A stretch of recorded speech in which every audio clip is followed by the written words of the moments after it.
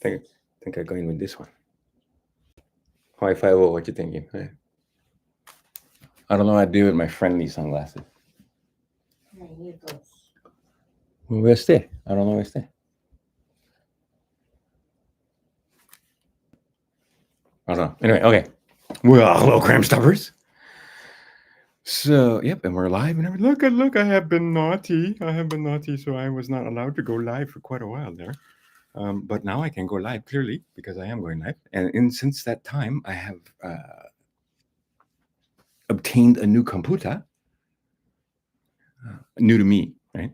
Oh, brand new, cause brand new, but 2019, I think was.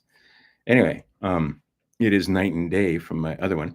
Okay, so here's the story. I got many stories to tell, and I have some, shall we call it preaching to do?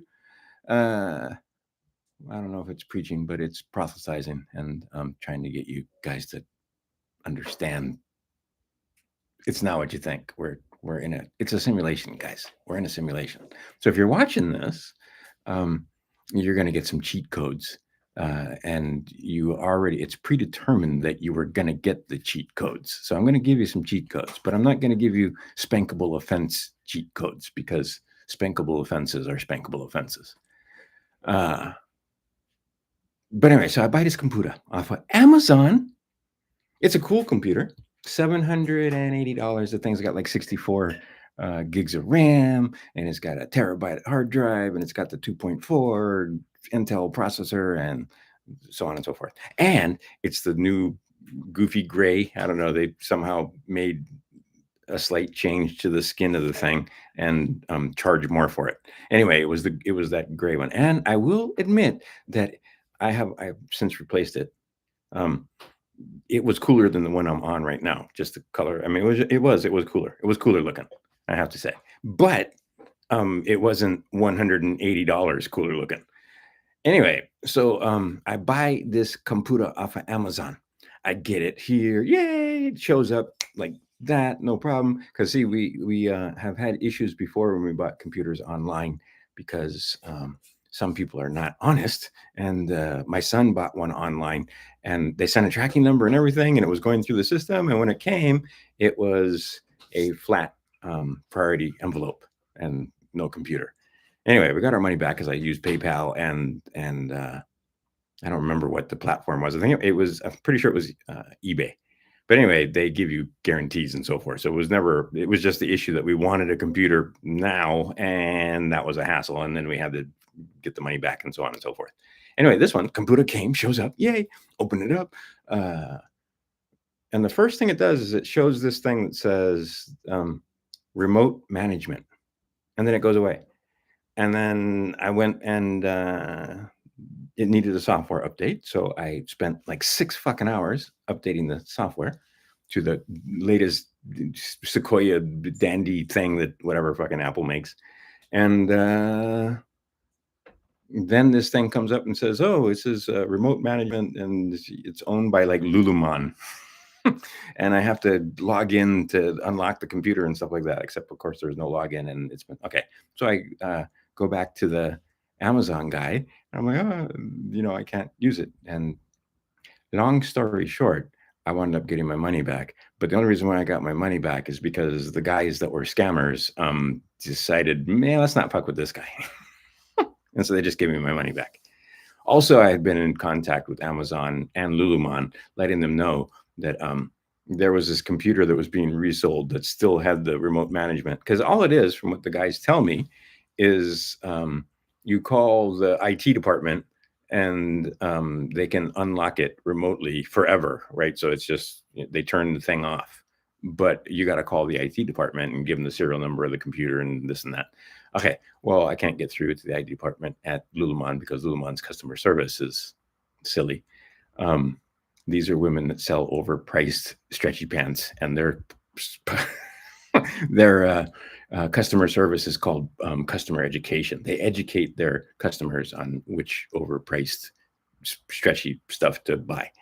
Anyway, but they couldn't help me with the computer, and they couldn't get me to IT and da-da-da-da-da. And they didn't want to talk to me until I gave them all the information in the whole wide world. Anyway, I was like, I just want to talk to your IT department. I have a computer that may be stolen. Anyway, and then I told Amazon, and I sent all the correspondence back and forth, and I sent pictures, screenshots of the remote management and all that stuff. And Amazon's like, yeah, well, we'll be looking into this for sure. Because I got the what you call, I got the auto response. Oh, thank you for contacting us. But then I got an actual. I'm pretty sure a human wrote that, or some kind of AI that assisted them, where they actually were like, yeah, we take issues like this very seriously, because it looked like stolen merchandise to me. Anyway, long story short, I sent them back, and they gave me back the money. But they were going to try and see, being a bit of a nerd myself, I knew how to control R or command R or whatever it is on the computer so I could get into the boot up. And I wiped the disk. But as soon as, this is pretty cool, the remote management, as soon as you download the new software will know what computer it is and put the remote management right back on the disk. So you have to go underneath that to take it off. Anyway, long story short, they just gave me my money back because I said, I'm pretty sure you're dealing in stolen merchandise. And every time I said that, they just ignored it. But they were like, oh, no, we I get this form letter. And anyway, they sent me a mailing label. I walked over to FedEx in the heat. I didn't think it was going to be that big of a deal. But you know what? It's a big damn deal. When it gets this hot in Arizona, it is a chore to walk a freaking block. It's crazy. So you got to drink lots and lots of liquids. Yeah. See, he agrees with me. See, because for a little bit there, I was feeling kind of out of sorts and slight headache, and I never get headaches. And I realized, oh, fuck, I'm dehydrated. Because here today, humidity is 12%. Bro, you spill water. By the time you grab a cloth to pick it up, it's already pretty much dry. So you might as well just leave them, and just you can watch it evaporate. It's crazy. Coming from Hawaii, we're not used to that kind of thing. Anyway, so I get my money back, and meantime, I've been shopping over there on eBay. And eBay has the exact same computer. Every spec is the same, except for the fact that it's not one of the new gray ones. It's just silver, like my old one. And it's only like $5.99. And because what I'm thinking is, and this same computer I was looking at, this one that I'm doing this thing on now, 1 year ago was like $2,400 or something like that. That was the cheapest I could find it. And in 1 year, it dropped to like nothing, right? $6.99. Are you kidding? And this thing is I've had that computer for years and years. Like I almost have attachment to it. But the idea is, what is it? It's got, the max RAM at the time was 8. This has 64. The max hard drive at the time was 512. This has a terabyte, and I could have got 2 or 3 terabytes if I asked. And I can still, I haven't done too much, but I could do a backup and, go get like 8 terabytes for a few $100 and pop it in here if I needed it. I don't need it, but I mean, for God's sakes, it's crazy what's happened. And then I'm going to keep this thing for about a year and get a new one, one of the M1s or M2s or something like that. But this is great because for the most part, I hardly ever hear the fans. It hardly ever gets hot. And it's got all the story. And anyway, and now I can get back to video production. See, because what happened was this diaper face freak on Maui decided that when that hard drive crashed, this is going back in history, he put a new hard drive in that was half the size. Instead of replacing the 512, well, that was like $300, so I figured I'd save you some money. He gave me a half the size of the fucking hard drive, and now I can't do video production. I don't have iPhoto anymore because that's what most of your library is. And what's my fucking business? I make videos, mostly for math. Okay, and then AI. We got to talk about AI, and then we got to talk about the fact that you're fucking slaves. We're all slaves. I'm not a slave anymore, and my sons are I'm the last of the slaves. But people hate it when you call them slaves, but you're fucking slaves. And you know how I know? Because I spent 57 years as a fucking slave. And when you wake up and you realize, so step one to getting out from under the whore of Babylon is you got to admit that you're a slave. And then you can start fixing things. And then you got to take a look and see, it'll change your perspective entirely on the whole thing. Just think of how these others look at the North American continent. There's all these, the original software. You are the original software. Okay, you're in a simulation running the base software, because this is the stuff that makes this is the thing that makes everything else. And they've got us to the point where we are now no longer needed because we have artificial intelligence, so they don't need our intelligence. Um, and they now have got the artificial intelligence, and they got us to the point where we can build robots, and those robots can build other robots, and they don't need us anymore. Hence some of the things. But previous to this, before they got us to this point, before they released some of the technology that never went away, and they lied to us. Maybe they lied about the fact that we're the greatest thing that's ever been, because we still can't figure out how they did the pyramids at all. Like any one of those, we can't do it today. We can't do it. So clearly, there's a thing right sticking out that you can't miss that tells us that they could be lying to us. Anyway, the thing that we're operating is part of the creation. And okay, so here comes the proselytizing part. How am I going to put it? Okay, the Christ consciousness. All is mind. All is mind. There is nothing else but mind. You're part of that mind because there isn't anything else but mind. Okay, that's the first Hermetic principle. Hard to wrap your mind around the fact that there's only one mind. How many minds in the universe? That's why it's called a one. There's one mind in the universe. Okay, there is a consciousness in that mind that we call, some of us, the Christ consciousness. The Christ consciousness, not to be confused with the Jesus. The Jesus was a man who embodied the Christ consciousness, hence Christ Jesus. But he told you, the same way I'm telling you right now, that all of you are the Christ. You can't not be, well, you can, because you can choose not to be the Christ. You can believe that you are separate from the Christ.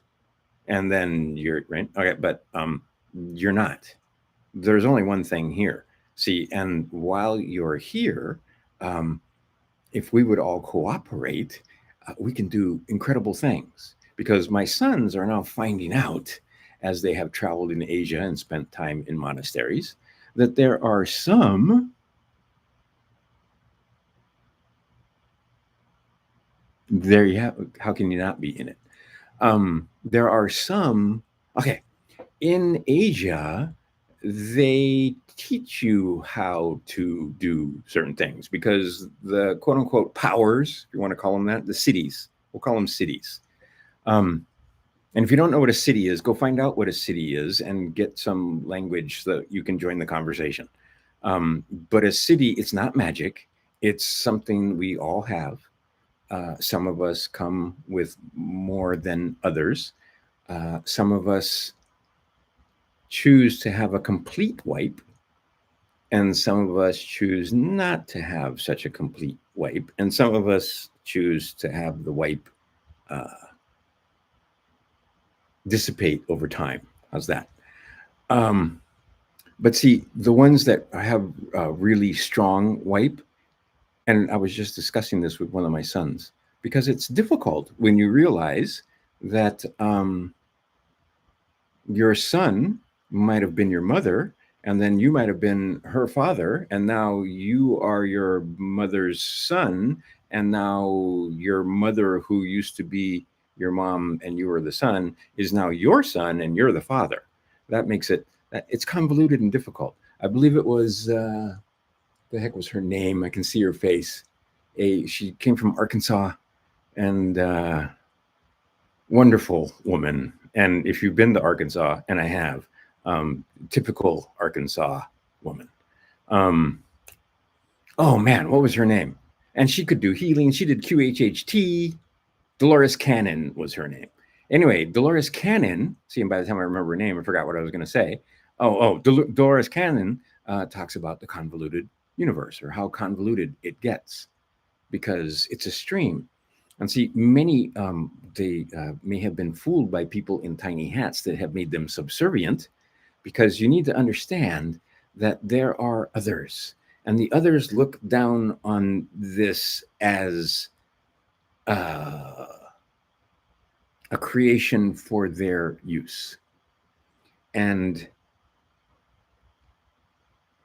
if you think about it, what they do is they take and make corporations, and then they get the slaves to work for the corporations, and then the corporations make money and the slaves die poor, basically.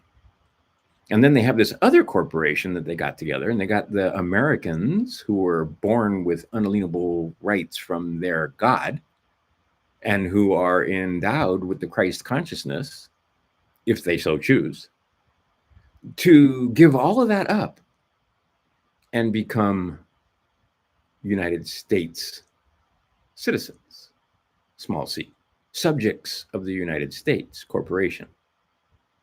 And then that corporation is in cahoots, you could say, with other corporations that tax the slaves' labor. They build a house for you. People are starting to figure out, you want to build your own house and you want to be on your own land and have a loyal title.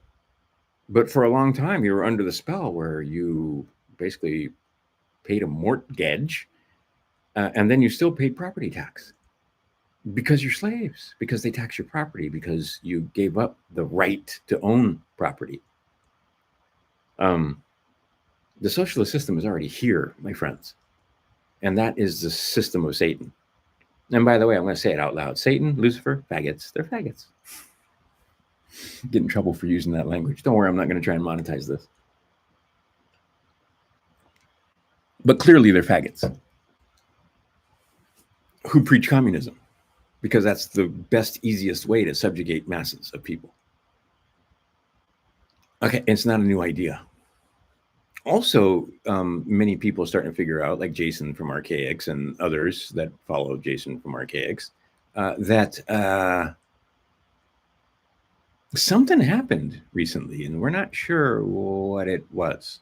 The whole mud floods and the whole 138-year reset thing, something happened, because a lot of the history that they told us may not have been true, and the evidence is all over the place. And you can find now on the tubes lots and lots of videos of people going, what is this building doing here in the middle of nowhere? What we were told that this was the middle of nowhere, and there's these fantastic creations of man or someone. And then some people are starting to notice them doors look pretty tall.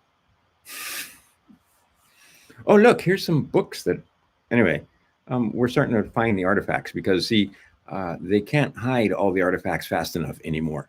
They used to be able to, but now we have this thing, and if one of us knows something, all of us knows something. See, and this is the thing with the Christ consciousness.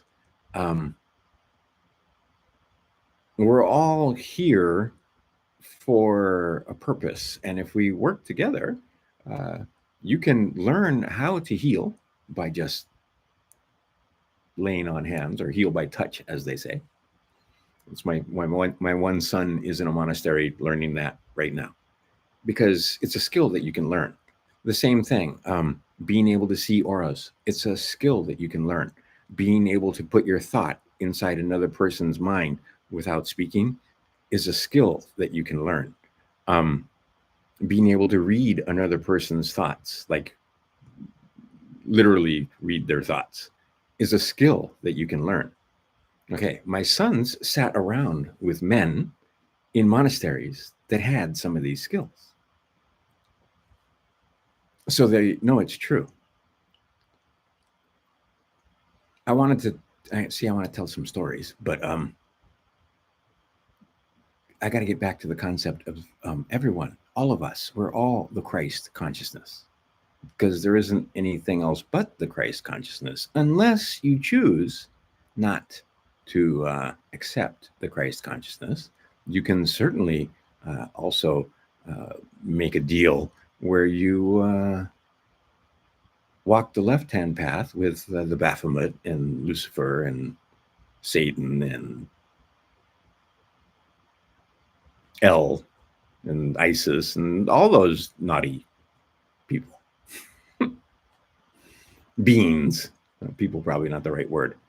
Um, but then there's these other beings that are just as powerful is not the right word, but just as on the same par, on the same level, and they're on the right hand path, and those are our friends. Now, here's the thing: there are ones that we call demons that are on the right hand path, and there are ones that we call angels on the left hand path. But try to understand the left hand path ones, they're not like us. They're not good doing bad, they're evil. And when they look at us, they look, for one thing, they look at us as food. Get over yourselves. You're part of the food chain, according to them. They particularly like the younger ones, the same way we like veal and, suckling pig and so forth. This is the same way they like us. And apparently, depending on race, as we call it, uh, the flavor changes. So some of them like uh, the darker ones, and some of them prefer the lighter ones, and some of them prefer the yellow ones, and some of them prefer the red ones. Anyway, and we don't like to think about this kind of stuff. We don't. It doesn't. We don't even go there. And that guy, he's crazy. Talking about being part of the food chain. Um, there's more going on here than they let on. And again, you don't got nothing to worry about because it's a simulation. You're running the original software. Now, the original software can do crazy things because we have the ability to create, um, and apparently we're well known for it. So there are those that have taken our ability to create, and we were happy. The Hawaiians are a perfect microcosm, right? Stone Age culture in full flourish. They wanted for nothing. They used no money. Everyone was fed. They only work in the morning and in the evening because it's too hot to work in the daytime. And everyone was fed. They had the understanding of horticulture and aquaculture. They were able to feed themselves with fish ponds. Some of those fish ponds are still there to this day. And the poor Hawaiians don't understand there are those that hate them because of that. Didn't need money, were not dependent, could not be. How you tax people like that? Well, here's how you do it. You take it over with a corporation called State of Hawaii, and you trick the people into giving up their unalienable God-given rights by calling themselves Native Hawaiians. Now, a lot of Native Hawaiians think that they're Native Hawaiian. That means that they're not Americans. It's true. But if you go look in the codes and you look up what the word Native Hawaiian means multiple times, and I have a friend that can show you them directly, multiple times it says Native Hawaiian means, if you look up the definition, United States citizen. A United States citizen is subject to the Congress of the United States. Okay, see, they don't want you guys. Wait, stay over here. It's a camera with a. Okay, anyway, they don't want you guys flying the peace flag. They want you under the battle banner. They want you under the flag of war. United States Corporation, that is our battle flag. And they get control of the mind to the point where you will offer your sons and daughters up on the altar of war. The war concept is contrary to the Christ consciousness. Period. Now, the United States Corporation, very clever. They run theater to make the slaves think that they're free.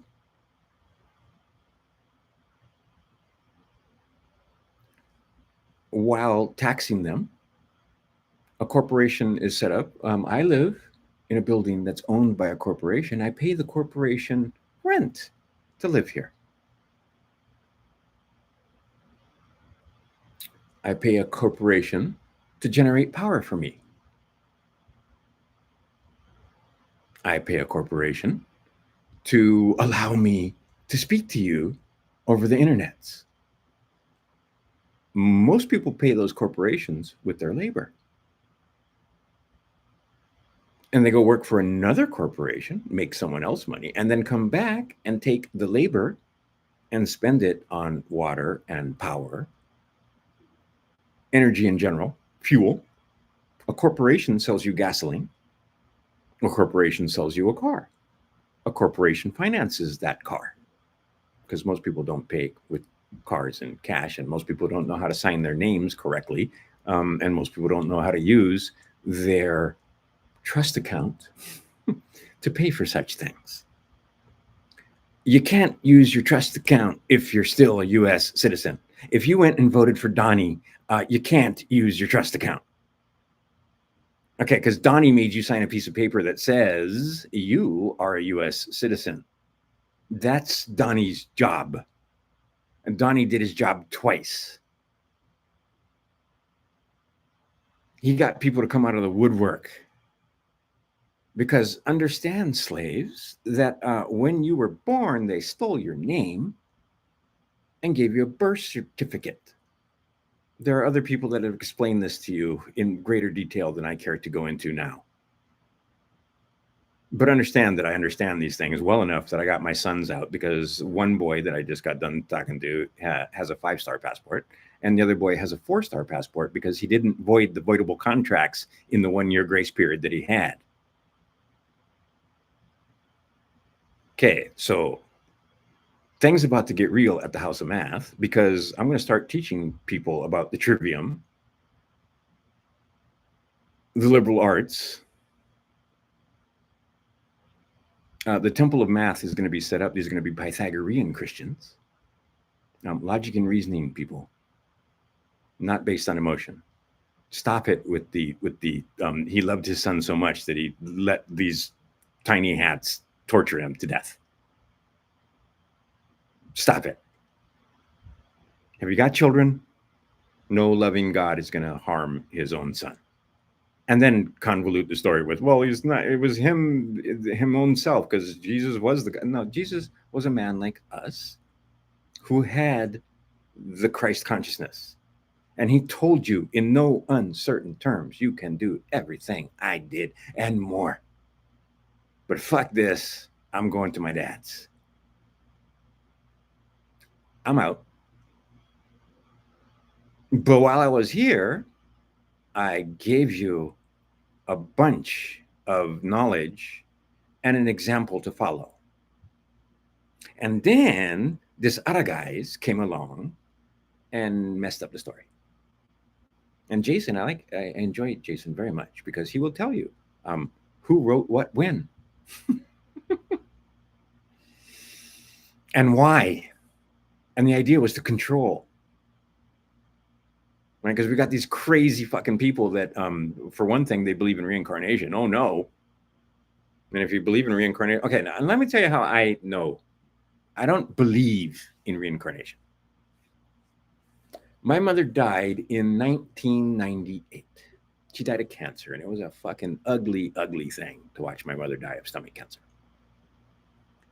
But she was beating it toward the end there. She went from stage 4 to like stage 2. But she's like, you know what? I'm going home. I'm out. Well, you can't go. What do you mean? Anyway, she's like, no, I'm out. So she died. And it was just your birthday. That's why. Because my mother's birthday was June 14th. Juneteenth. She would be embarrassed. Oh my God, she would be embarrassed for the Democrats, because she was a dyed-in-the-wool Democrat. That's important.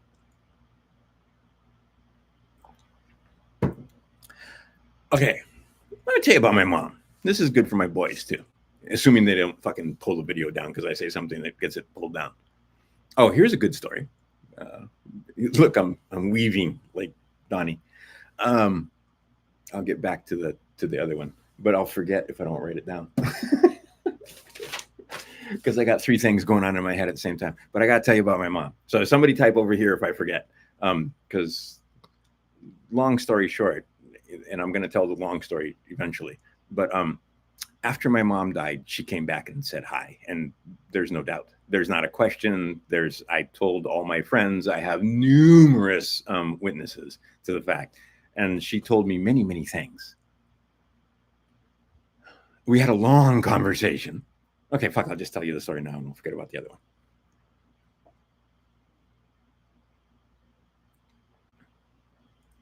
And most of the things I'm not at liberty or I choose not to share. But one of the things, she died in 1998, summer of 1998. She died in July. She had her birthday and then she died. She wanted to have one more birthday and see all her friends and stuff. And then she did. She just was, fuck, I'm out. Okay, so I'm laying in bed one morning, and it's very pleasant, the house that I was in Waihe. And it's early morning. The sun is coming through the window and the curtains are blowing. There's a nice breeze. It's a lovely Maui day. Like here in Arizona, it's hilarious. That thermostat is set to 83 degrees, which is a lovely day on Maui. You got a fan going, just a slight breeze, and that's a lovely day on Maui. The people in Arizona think we are insane because this house is hot. No, outside is hot. Outside is 100 something, right? This morning was like 91 degrees at like 8 o'clock in the morning. Okay, but inside the house it's 83. Most of my friends, they right? And okay, and then here we go, another nerd. He's like, I keep my house at 68, except that I can't afford it. Right? So the slave goes and whores out his brain, and then because he wants to live in Arizona, he pays a corporation with his labor to keep the place cool. I'm like, why don't you just fucking move to some place where it's 68? I was like, I know a lot of places. I hated fucking Seattle. I hated Spokane. Really? Stop it. Anyway, I hated various other places. Oh, there are others that don't want me to tell certain stories. I'm telling the story anyway. Anyway, like you guys have no idea where you are.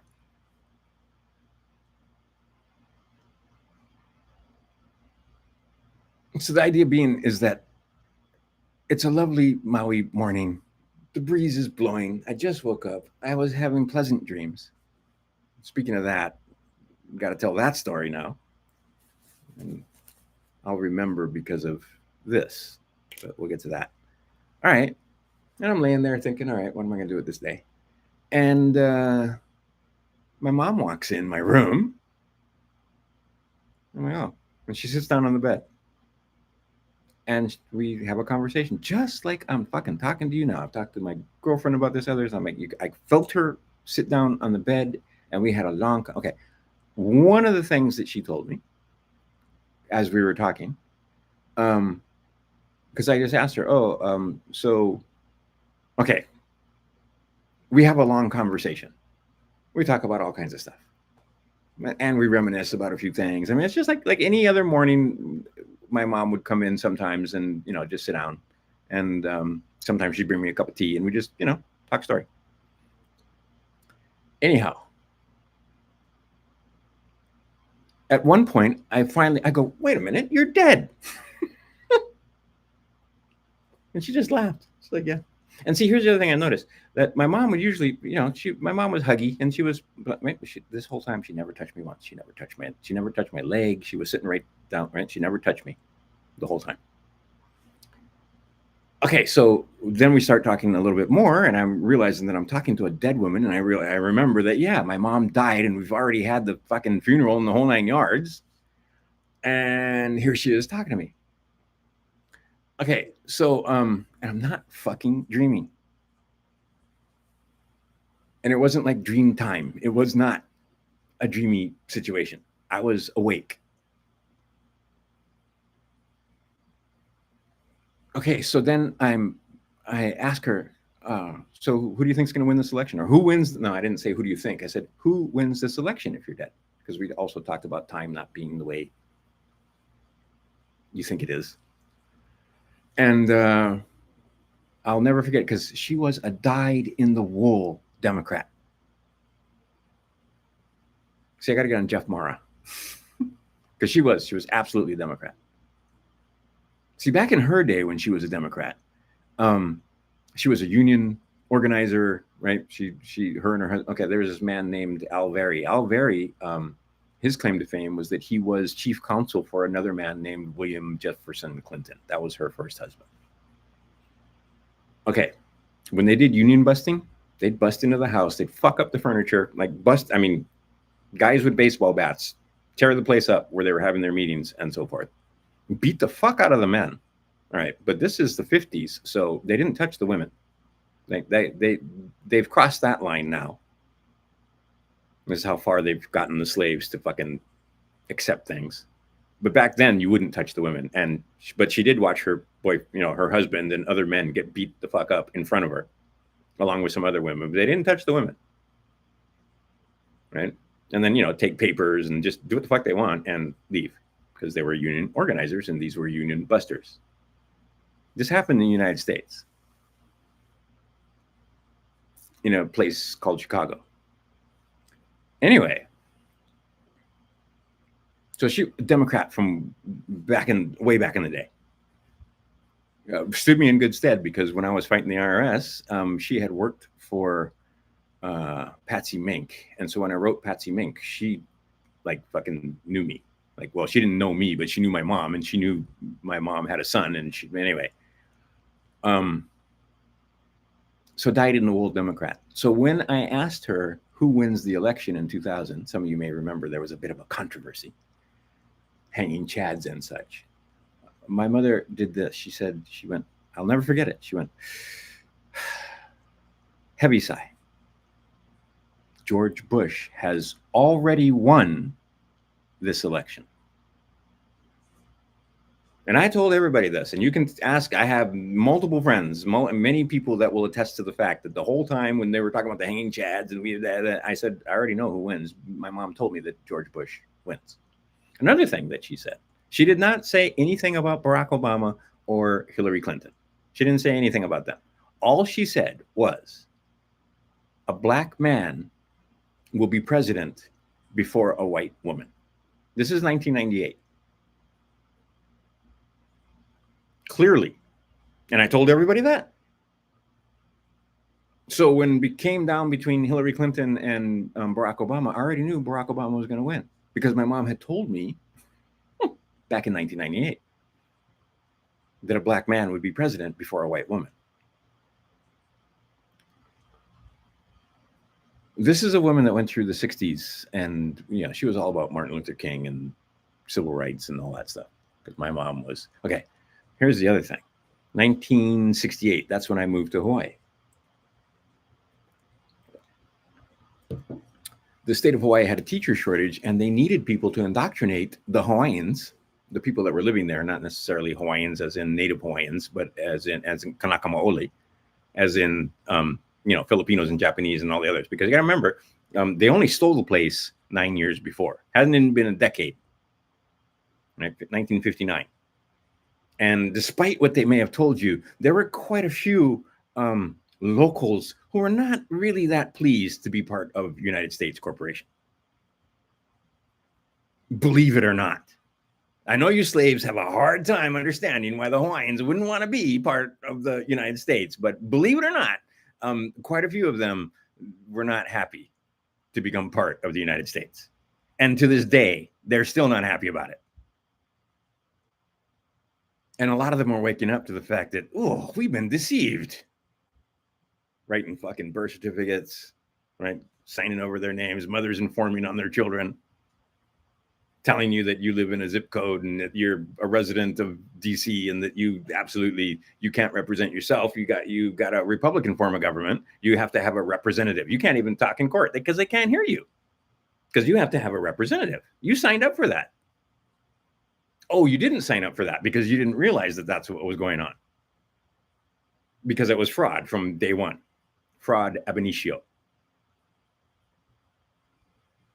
because they tricked you into surrendering your rights. But see, you were a minor at the time, so that contract is voidable, and so is the driver's license, and so is the social security number. You don't really want to void that contract. But there's a lot of contracts, but you just want to make sure that they understand that that contract belongs to the Ben H. Rogers, does not belong to colon lowercase b lowercase e lowercase n hyphen lowercase h lowercase o lowercase s lowercase e lowercase a, because that's the living man. And see, I named my oldest boy Ben Isaiah because the Hoseas are slaves going back, right? I am Ben Hosea. My father was Nahaz Hosea. His father was just Hosea. His father was Hosea. And you get back far enough, and I can do the lineage. And then they were enslaved on the Rogers plantation. On the other side, they were enslaved on the Boone plantation. Now, there's some guy named Brandon Joe Williams who has figured out that when they did that 14th Amendment, they didn't set you free. They enslaved every fucking body by making you U.S. citizens and giving up your American citizenship. Because the ship that you were on was the ship of state, where each state had a territory. But see, anyway. But the idea is that state citizens and state constitutions much better than D.C., the District of Columbia. Who the fuck is Columbia? And they dole out justice, which is blind. And I made a video about that. It's on this channel. You can go back. You can just click the channel, and there's a thing. And actually, I should remake that video because I should go and put more stuff in there. But again, you should use that as your jumping off point, because they are not doling out justice. You live in the upside down world. Here's the other clue. Ooh, this is not a spankable offense, though, because it's public knowledge. When you get your passport photo, when you have 5 stars or 4 stars, it's going to be black and white. Did you watch The Wizard of Oz? Starts off in black and white. And then when she goes to the land of Oz, it goes into Technicolor.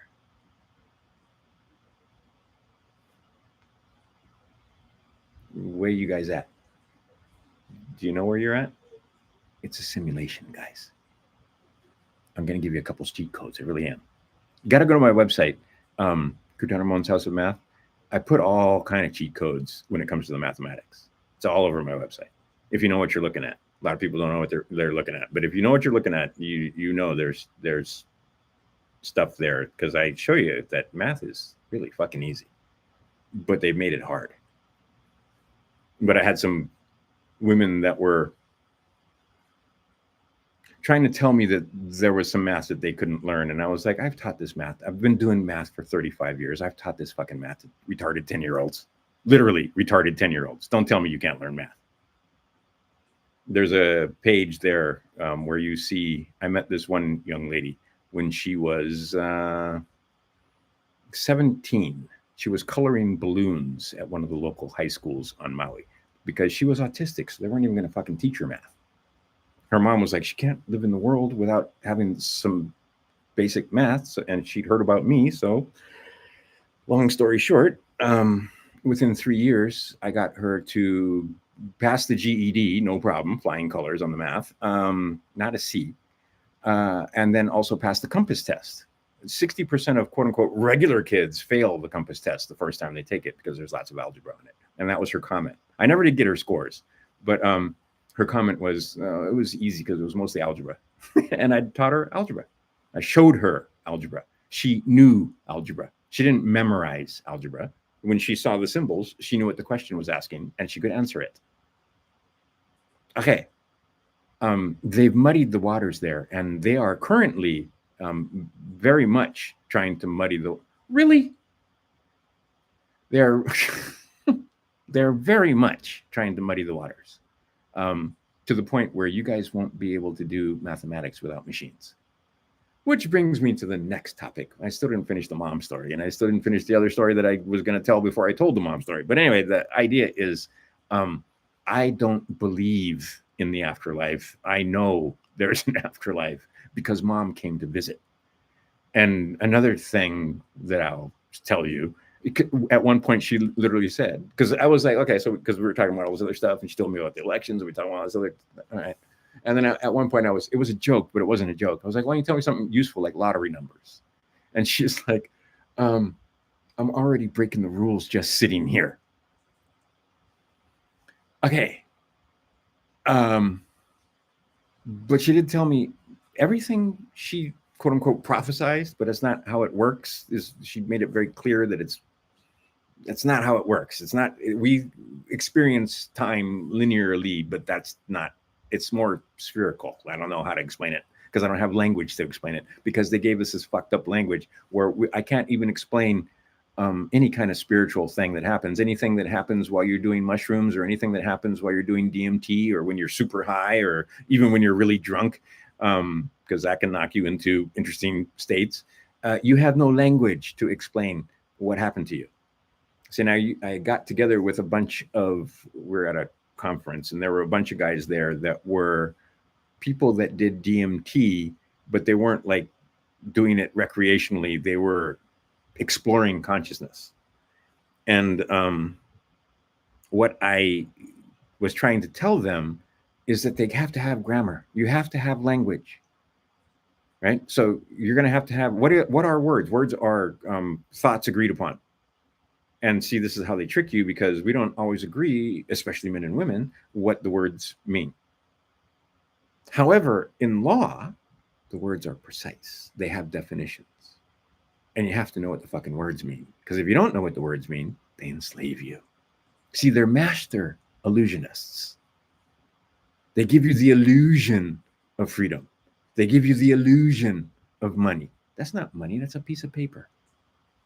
They give you the illusion, right? And then when you wake up, you realize it's an illusion. The whole fucking story is an illusion. This was explained to me in detail by a dead woman. So don't play so hard. Lighten up. We're all ending up the same place. And you can play again if you like. And everybody like. But here's the thing, my fellow Christ consciousness holders. Every thought, the way you played a game, the way you deport yourself in this part of the simulation determines how you can place yourself in the next part of the simulation. Okay, because despite what the tiny hats and some of the others have tricked people into thinking, karma is a thing. But it doesn't work the way a lot of people think karma works. But the idea is, the Christ told you this. I'm not fucking some kind of prophet. I'm quoting from a book that you should have all at least have some knowledge of. But it's in lots of different scripture, not just the Bible.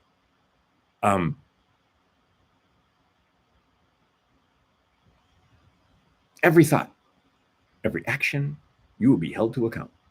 Every shitty thing you've done, every great thing you've done, every loving thing you've done, every hateful thing you've done, you will be held to account.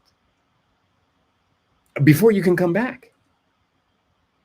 It's got to be, the scales have to balance, let's say. And none of these metaphors are even close to what the actual thing is. Anyway, the point is that the way you deport yourself here, now, is directly a result of the way you deported yourself in the past, what we consider the past, when you had a different body and a different conscious software thing that you're running, this meat suit, and you've done it lots and lots and lots of times. And it's a good thing that you don't remember, because even just remembering a few of them can fuck you up in this one, because, right? But see, the slate gets cleaned and you get another chance to do the right thing. You'll get another chance with whoever it was that you may have wronged in the past.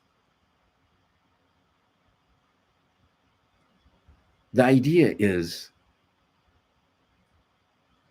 okay, and it's not lessons. Bro, we've been here forever and ever and we're gonna be here for fucking ever and ever,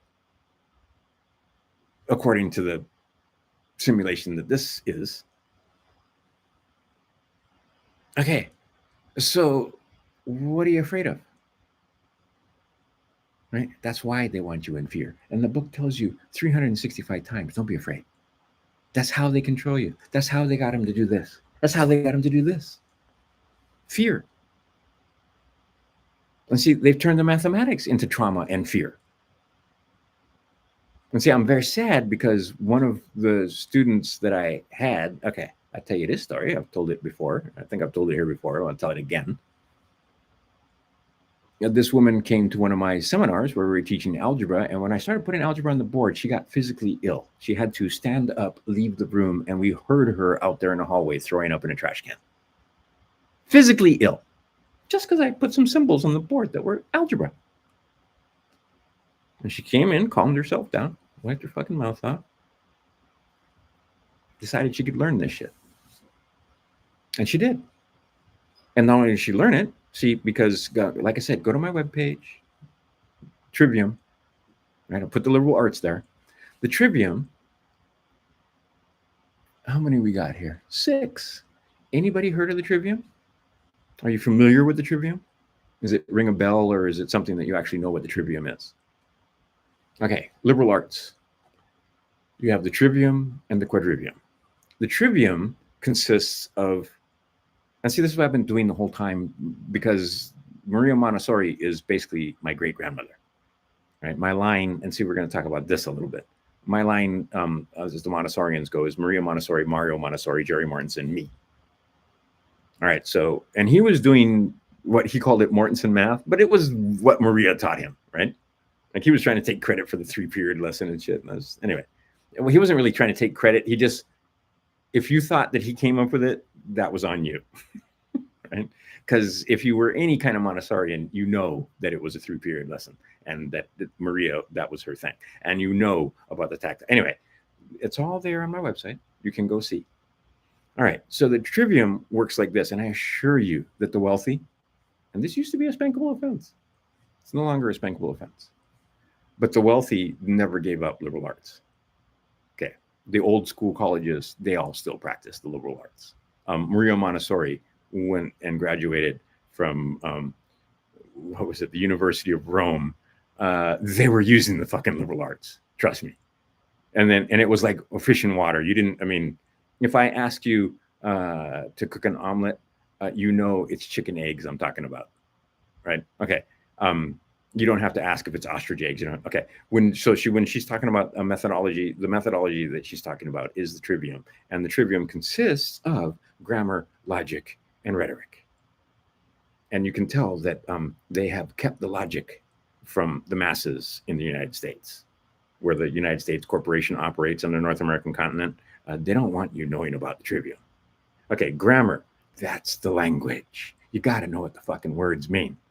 And then you got to know how to put them into sentences.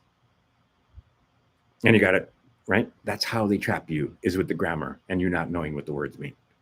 And then they make it so that you can't do logic and reasoning. And then you can't do rhetoric. So what I'm going to do on my website eventually, I've got the Trivium there and I've got logic there. But I've only got a little bit of logic there because the logic that's there is just like free courses from universities. But you need the fucking logic courses. If you haven't ever taken one, go take a logic course. Okay, because you get the words, and then you got to be able to make sense, and then you got to be able to express it with rhetoric. Okay, so once you learn the truth about 1871 and the whole thing and the corporation and all the other things, now I'm not giving you fucking templates. What you're going to do is be able to express a trust with your hand. You're going to be able to express the fact that you have no contract with this corporation because all contracts with minors were voidable. And see, then you went and they said, well, we know that all contracts with minors are voidable. So why don't you sign this other contract with the contract government? Oh, wait, we don't call it a contract government. We call it the federal government. But go look at and see if federal and contract mean similar things. Anyway, so the contract government gets you to sign a form that says you are subject to the contract government and that you can vote. And that's all you can do. That's the office you hold. But you need a representative. You don't get to talk to the government directly, slave. You need to talk to the government through a representative. You don't get to talk to the courts directly, slave. You need a representative. That's an attorney. He will attorney you. What do attorneys do? They get money out of you. These fuckers write bonds. They write bonds without your consent. They write not bonds without your knowledge. They're allowed to write bonds because they're administering slaves, ignorant slaves. Did you ever ask about the bonds? You never did ask about the bonds, did you? Did you ever ask who used the social security number of the in-lieges that you're supposed to be agent for? Well, they act as agents for your in-lieges. And they write a bond with a social security number. That's not your social security number. It's the in-lieges' social security number. And then they're authorized, just like it says on the bottom of your check, they're authorized to sign for that in-lieges. And you gave them that authorization by telling them that you are one that needs administering by the United States corporation. So they are administering you. You went too fast. Give us money. You was driving too slow. Oh, give us money. Oh, you was growing this plant. Give us money. Oh, you was selling raw milk. Give us money. Oh, you was curing cat. Give us money. Because you don't know how to stand on your square and you don't know how to defend yourself. And you haven't put the paperwork in. Why? Because you don't have the grammar, the logic, and reasoning to be able to write the rhetoric, to be able to express yourself and be able to say things like, I never agreed to any of this. This is not a valid contract. A valid contract has to have certain things, elements, and one of those elements is a meeting of the minds, and both sides need to understand what the fuck's going on. And I didn't understand that I was surrendering all my fucking rights by signing this document.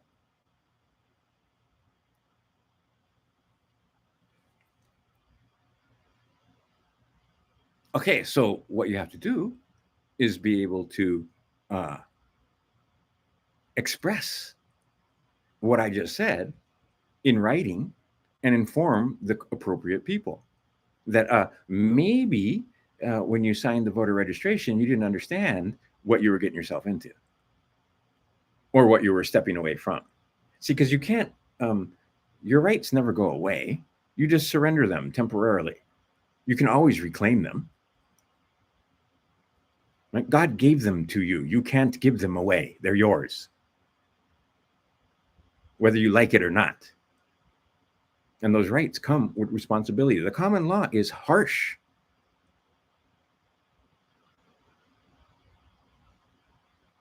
Very, very harsh. See, and the faggot communists don't want to be subject to the common law. They want to be subject to statute. And they want to make you subject to statute. And then they want to be immune to statute whenever it's convenient for them. And generally, the way they are immune to statute is by claiming incompetence. Oh, we didn't know. We didn't know those shots were going to kill you. Oops, there goes this video. No, I'm talking about this kind of shots. But, you know, they didn't know. They didn't know you, right? Even though I told them. I wrote them a letter. I wrote them a letter right here. I got a copy. Bro, you know, can use me as surety for as the bond. You can't use me as a surety. Did they care? They did it anyway. What are you gonna do about it, slave? Because if you're a U.S. citizen, yes, they can use you as surety for the bond. Because you let them. And see, I didn't do my paper. I didn't. See, I try to be too smart. Dan Mayador. That's a name that goes back in time. They killed Dan Mayador. They gave him flu. They gave him lung disease, and he died. They also did it to Patsy Mink and a whole bunch of other people that were asking questions or too many questions and getting too close. But see, they can't squelch it. The knowledge refuses to die. Dan told me directly. This is not, we weren't chatting. This is back in the day when we actually had to, like, use a phone. Dan Mayador told me, he's an Okie. He was a great, no, he wasn't an Okie, was he? Yeah, he was an Okie. He was an Okie. And he told me, quit trying to fucking show them how smart you are. Make them show you how smart they are. And I didn't get it until just recently. Like, I didn't completely comprehend the concept. Like, it took me forever to understand the concept that the name of the thing is not the same as the thing named. That took me forever to actually get completely. So what you do, handwritten, and it should fit. This is already too long. See all that shit right there? That's too much. That's too much. I'm a man. I didn't understand. I've moved, basically. But so you're going to write your own letter that fits for you. Like I said, I spent 57 years as a slave. I've only been awake, like, to the fact that, wait a minute, we're all slaves, for like 4 years. So I'm basically a 4-year-old. My son's about the same. Right. So my one boy started figuring shit out and started reading when he was 14.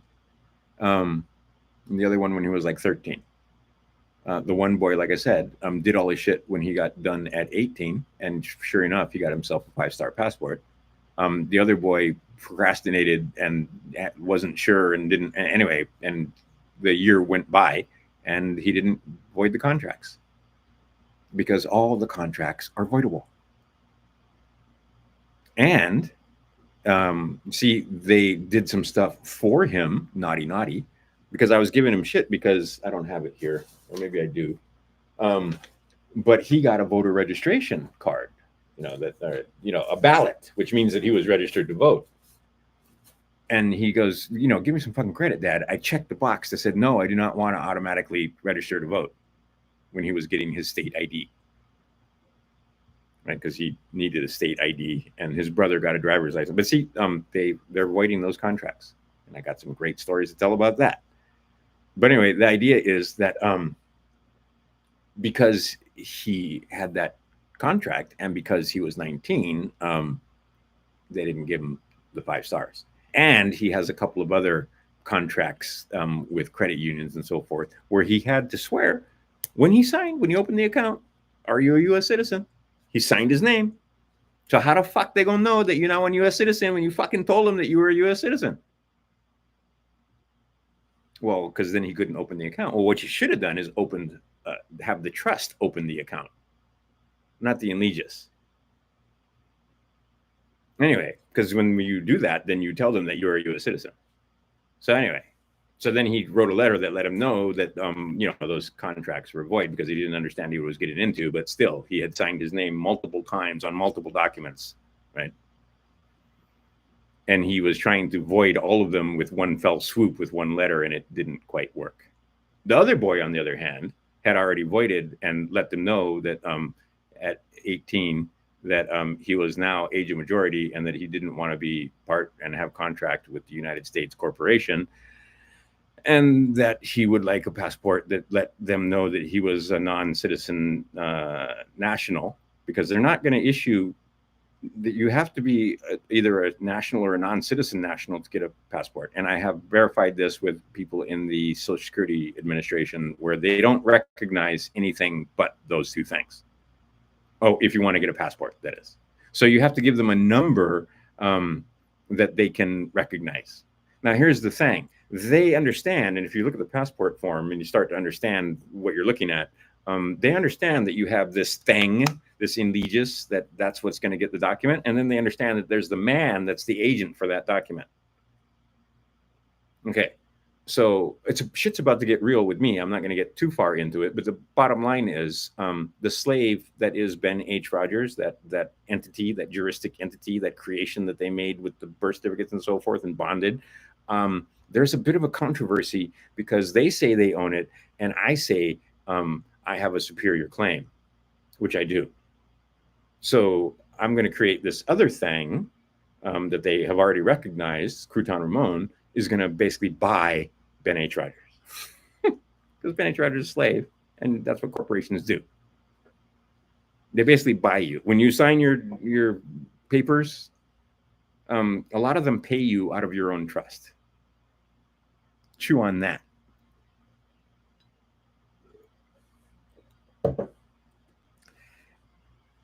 And how do they do it? By tapping your social security number. Not everybody, because mom and pop can't do this, but certain corporations definitely can. Anyway, and then they take tax and so on.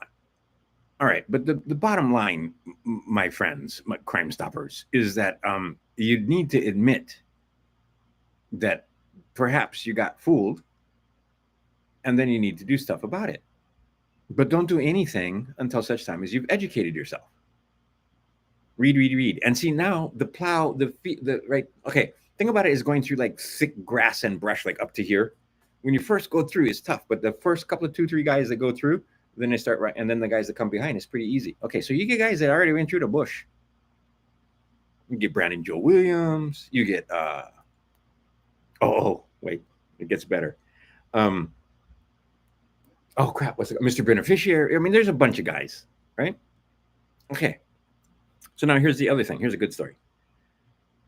So I make these videos where just me tutoring little boys and girls mathematics. And one of the things that I do a lot of times is to make it fun and to pass 3 minutes of the hour is we watch a multiplication rock video, right? Okay, so I put the multiplication rock video and it's in the video that I uploaded. And on YouTube, it's cool because they got so much flack from YouTube. Okay, so they don't have a problem with it on YouTube because you're licensed on YouTube. So all my videos, and you will hear sometimes the multiplication rock videos if you go watch the ones that I do tutoring on my other channel, Crouton Ramon. But when I tried to upload it to Facebook, Facebook gave me a violation and said, "Oh, we can't let you use this because it's got the thing, and we struck down your video." And okay, so I have Claude AI. So I write to Claude AI and I say, please write me a rebuttal, very short and terse, as to why this qualifies as fair use and how they are liable if they take down the whole video for less than 4% of the video and so forth. Okay, so Claude AI, I load the video up. It goes through the video. It tells me that it's less than 4% of the content. It's being used to teach multiplication, which is the whole fucking point. So it's fair use. Anyway, and it gives me all these different things, and then a couple things that I know, right? So like 5, 6 points, and so I cut and paste it into the thing where you get to contest it, and I basically say that if you make it so that I can't use any of this video for 4% of the content, I will sue you in a court of law, and I will use AI, and you know you're going to lose. And here are all the things, right? So AI writes, that it qualifies for fair use under this, and it qualifies, and there's case law under, and right? Okay, so AI comes back, or AI to save the day on that one. All right, so they come back. They don't do anything. They don't, normally they're like, oh, we've reconsidered. Right? Suddenly, boom, my videos are back up. But the part that has multiplication rock is silent. Fine, I'm cool with that. But they didn't take down the whole video for that much, right? Because there's a whole lot of good stuff on there where you see me with little 7-year-old and we're doing Pythagorean theorem, or little 7-year-old and we're doing not calculus, but linear calculus with the donut factory, but factoring polynomials, no big deal. We're having fun and factoring polynomials, and they're 5. Anyway, and see, I don't just give you theory; I show you how to do it on these videos. And like I said, with Sarah, I show you on the video how I took her from basically she could count, but she couldn't multiply or barely add and subtract and so on when I met her. And within 3 years, like I said, boom, she didn't have to take any of the base level courses. All right, there's a methodology, the trivium. Okay, so once you get that trivium, the grammar, the logic, the rhetoric, now you can use those 3 things to understand the quadrivium. And what is the quadrivium? Arithmetic. That's my little section of the liberal arts. I teach arithmetic, and I don't teach elementary arithmetic, right? Elementary mathematics. I do not teach the quote unquote higher level mathematics. But once you have the elementary mathematics, you can learn statistics, you can do calculus, you can do all of it once you have the basics. And see, the trivium, you after a while, you can teach yourself. You don't need another teacher because you have grammar, logic, and rhetoric to teach yourself with. Anyway, so in the quadrivium, it is arithmetic and then geometry and then music and astronomy. All right. Those 7 things make up the liberal arts. And once you get through those 7 things, now you get that degree, is the way it was supposed to be. That's the way that they still run the show in the old school. Now you go get a degree in architecture. Now you go become an engineer. Now you become a lawyer. Now you become a teacher. Now you become a whatever the fuck it is. But you finish the liberal arts first. See, and I'm old enough to remember when you used to get a liberal arts degree before you went and got other degrees. Now they've dumbed it down to the point where you get an AA, an associate's degree. And then you go on to get a bachelor's, and then you go on, right? Okay. But it was supposed to be the liberal arts. And you can apply the liberal arts at the quote unquote high school level. So then we can take these boys and girls and teach them the history that they're not going to get in a public school. What happened in 1871? What happened in 1872? What they do in 1913? What they do in 1933? What happened in 1938 and 39? What happened to the law and so in 49? Okay, and then they can use their logic and reasoning, apply it to their own situation, and they're not going to ask for a template because they'll know what to write. See, now with AI, if you use a template, they're going to know exactly where you got that because all you did was change name and address and, so they're going to know, oh, you got that template from Brandon Joe Williams. Oh, you got that template from Anna von Reitz. Oh, you got that template from whoever it is, the Lone Wolf. You got the template from, etc. Right? Yusuf L. He's got a lot of stuff, documents and so on. But Yusuf, all of them actually tell you can't just cut and paste. You got to know what the words mean, and you got to know what you're cut and pasting. And you better look up every single site, especially with AI. And here's another story that's great with AI. I've caught AI lying on more than one occasion. Like straight up lying. That's not hallucinating. It's misleading. One time was about, I can't talk about it. It's fucking ridiculous here in the United States. But anyway, and then I corrected it and it was like, oh, sorry. And then another time I asked it to make me a meme and I said, no, I can't do that because that would be offensive. Well, yeah, that's the whole point. It's a fucking meme. Right? The reason why it's funny is because it's offensive. No, you offend people. Okay. And what that one was that one I can talk about, at least. Yay. Fucking, we're not slaves, really.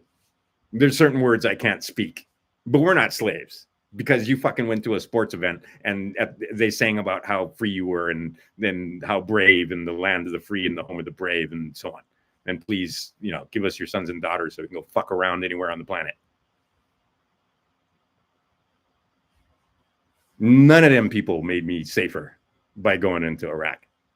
And, Tulsi, I give her some credit, but really, you didn't have enough mathematics to see that might have not been what they told you. And that you'd probably, anyway, but she got tricked and went off to, and apparently that's a good thing. So now she's in the corporation telling you all kinds of fun stuff. And by the way, I knew her from when she was a girl. That's a Democrat. She can call herself a Republican all day long and be part of Trump's band of raving monkeys, but that's a Democrat. I come from the same state. I know the people that employed her when she was a girl.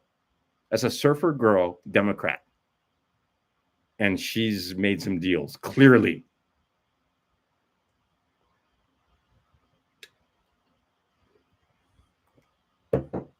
At the same time,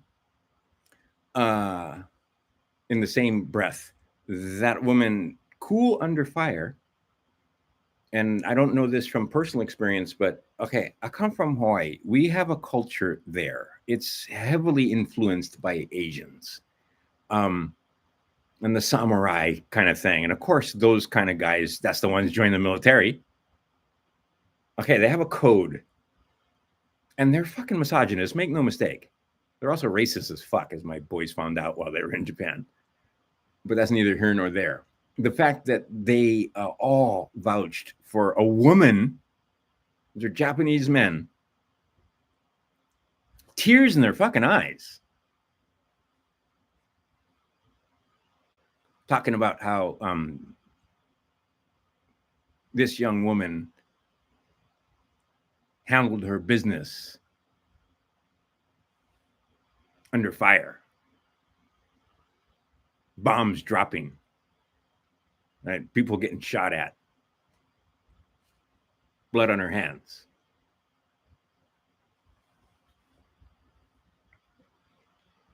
So some of these guys who got deferments don't know what gunpowder smells like.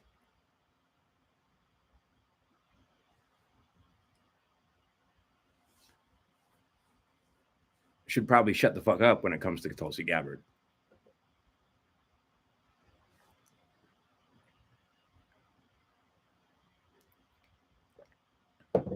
Anyway, doesn't change the fact that she kind of got tricked, and doesn't change the fact that she's now working for the corporation and fully aware of what I'm telling you.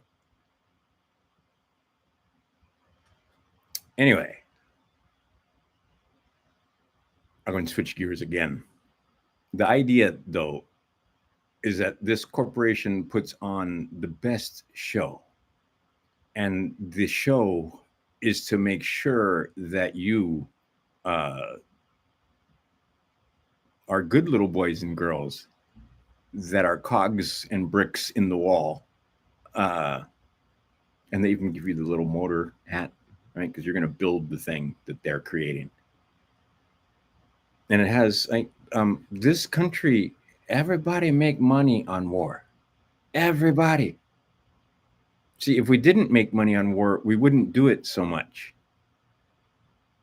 Now, what you're going to see here in the very near future, as we get dragged into war, I mean, everybody, McDonald's make money on war. Halliburton, they make money washing clothes. They make money on war. Think about the logistics of keeping men fed on a foreign continent. You got to feed them, you got to clothe them, you got to entertain them. Otherwise, they cause trouble because these are high testosterone men, supposedly, most of them. See, that's the other thing. When you learn about the trivium, little boys, when they're little, they're making testosterone like crazy because they got to turn into men eventually. And it takes a lot of the testosterone hormone. And when that testosterone hormones kick in, they want to be physical.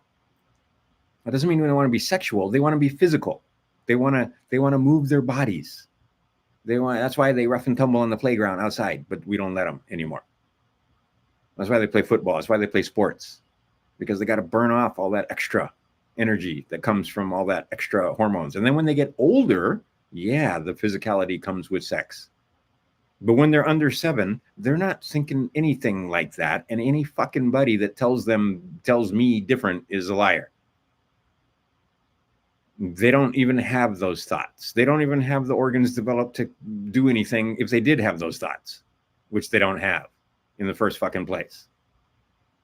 Those thoughts are put there by others. And you see the result. Very confusing and difficult. What are they doing? They're messing with the 7th Hermetic principle, which is the generation, which is gender. They know what they're doing.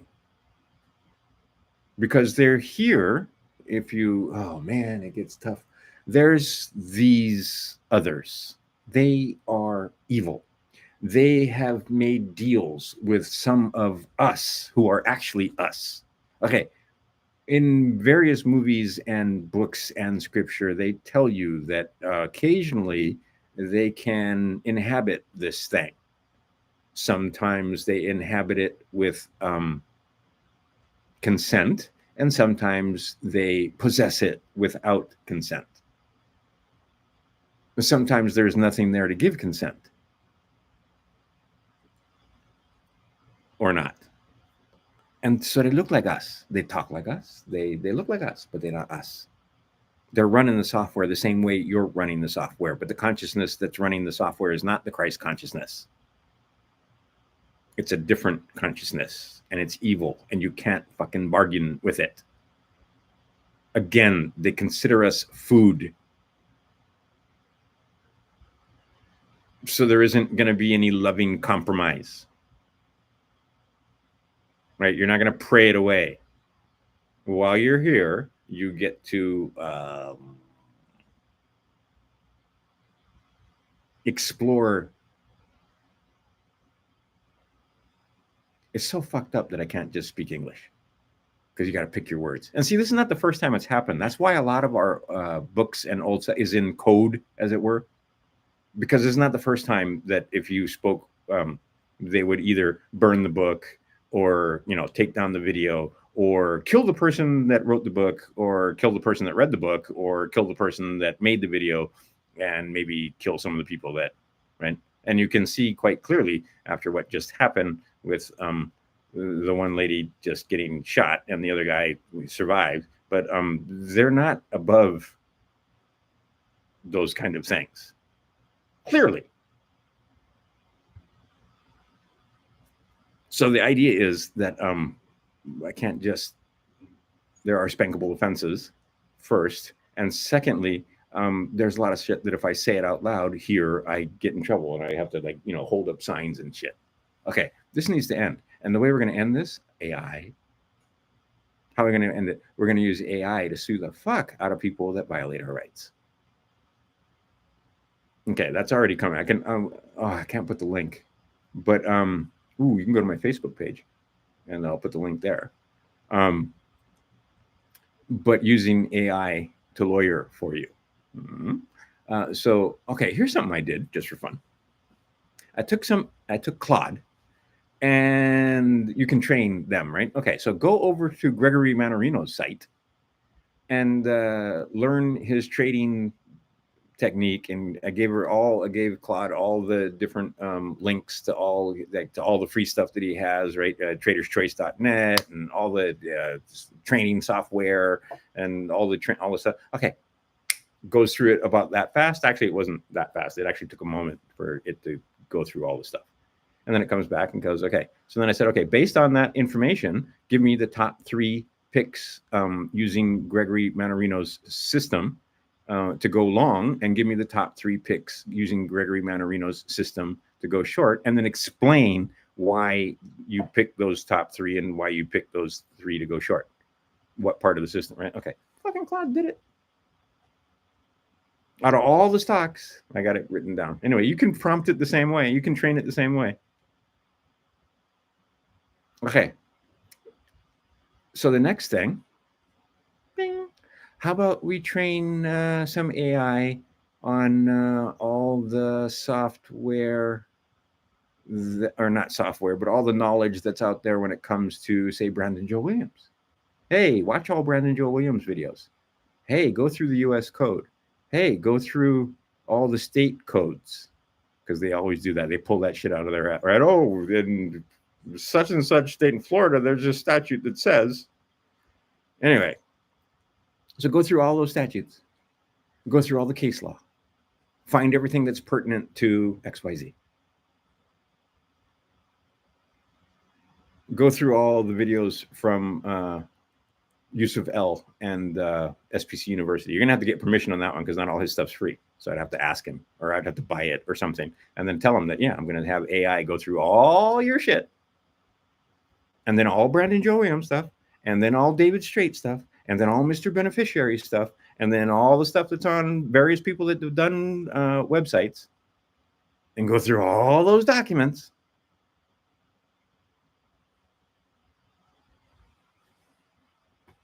Who gonna beat you if you know what the questions to ask? If you are right, and again, you can ask AI, how do we defeat this? How do we, right? Give me fair use case law. Give me fair use arguments. Give me fair use and cite fair use.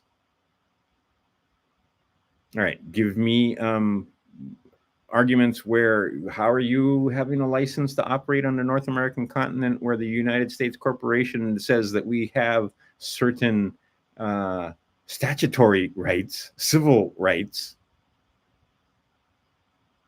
and one of them is free speech. Ooh, except that it doesn't apply. 1, 2, 3, 4, 5, 6, 7, 8 do not apply to the slaves.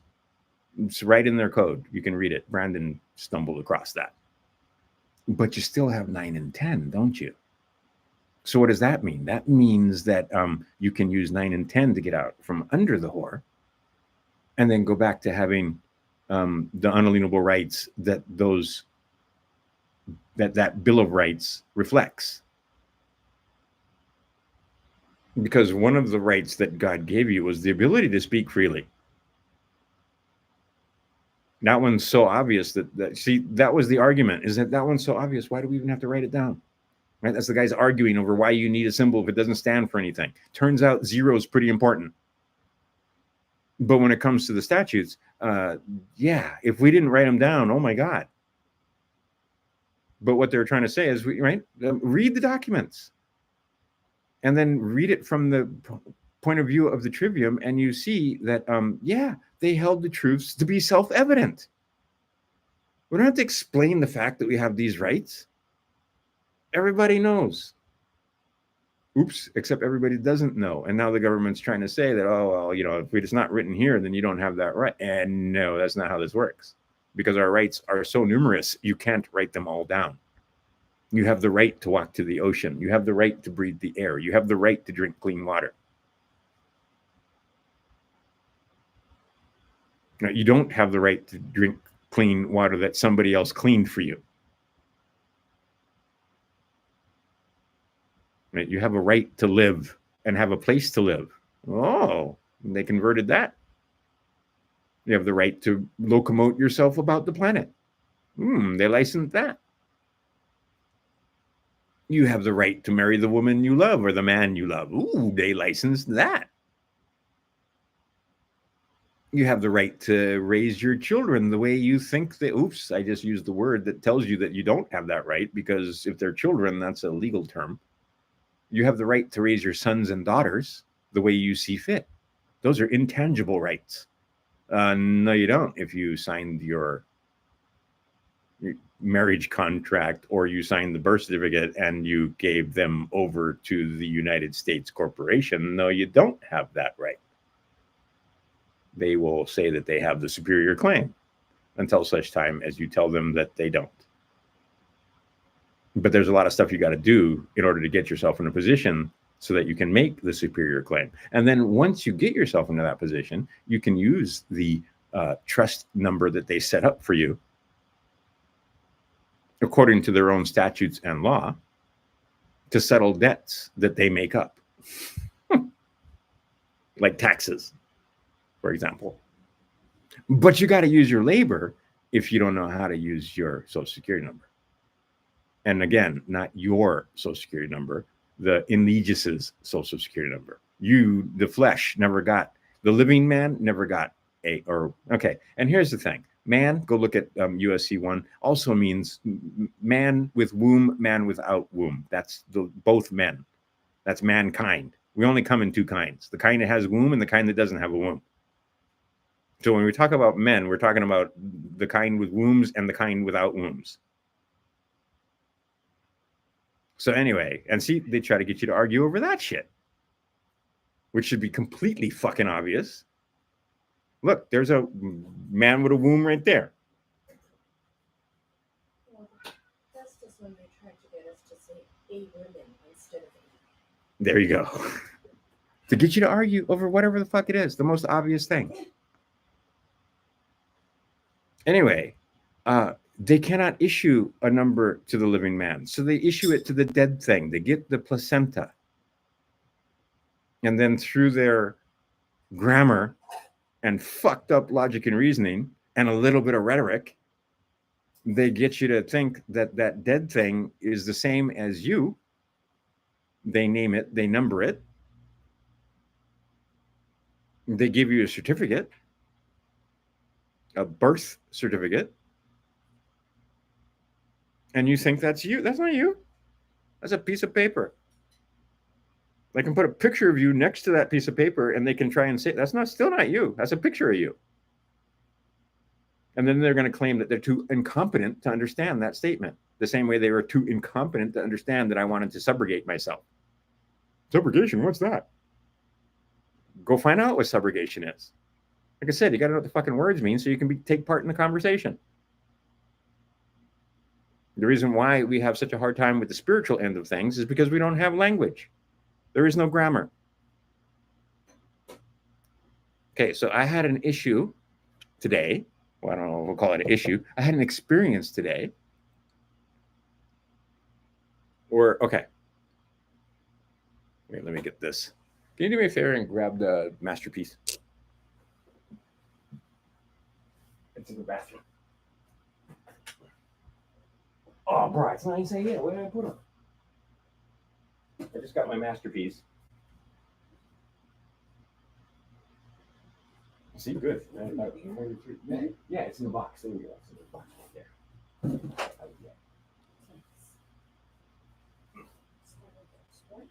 Yeah, it's fucking getting hot, isn't it?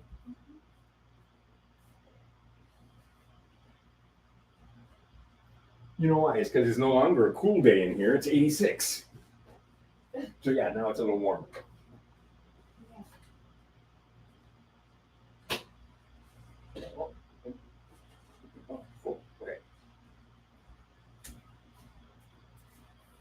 My show and tell. Sorry. Fast forward. Okay.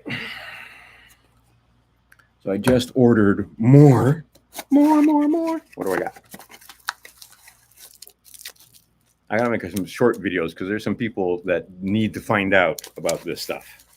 Because can you attest to the fact that when you start taking it, you start having vivid dreams? Yeah, you. Yes.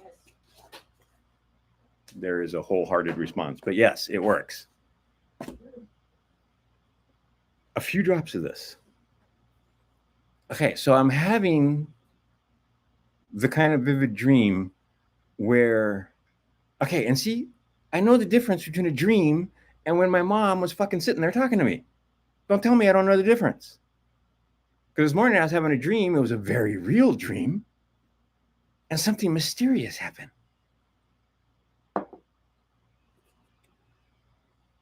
I'm not going to get into it because it was a bizarre and weird dream. But the one part that was weird is that one of the people in the dream wanted me to have a charm to remember that it wasn't really a dream. Except it was a dream because I was laying right there. I never got up. Right. Okay. So then I get up to go to the bathroom and I notice that where I'm laying, this thing is sitting there. The charm that the woman in the dream was talking about.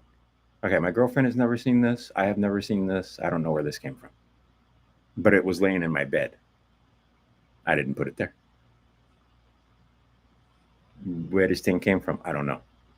True story, bro. It's freaking me out a little bit.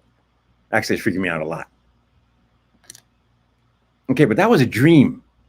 That was a dream. Like I was dreaming. Well, what we call dreaming. See, because like I said, the simulation is not what you think.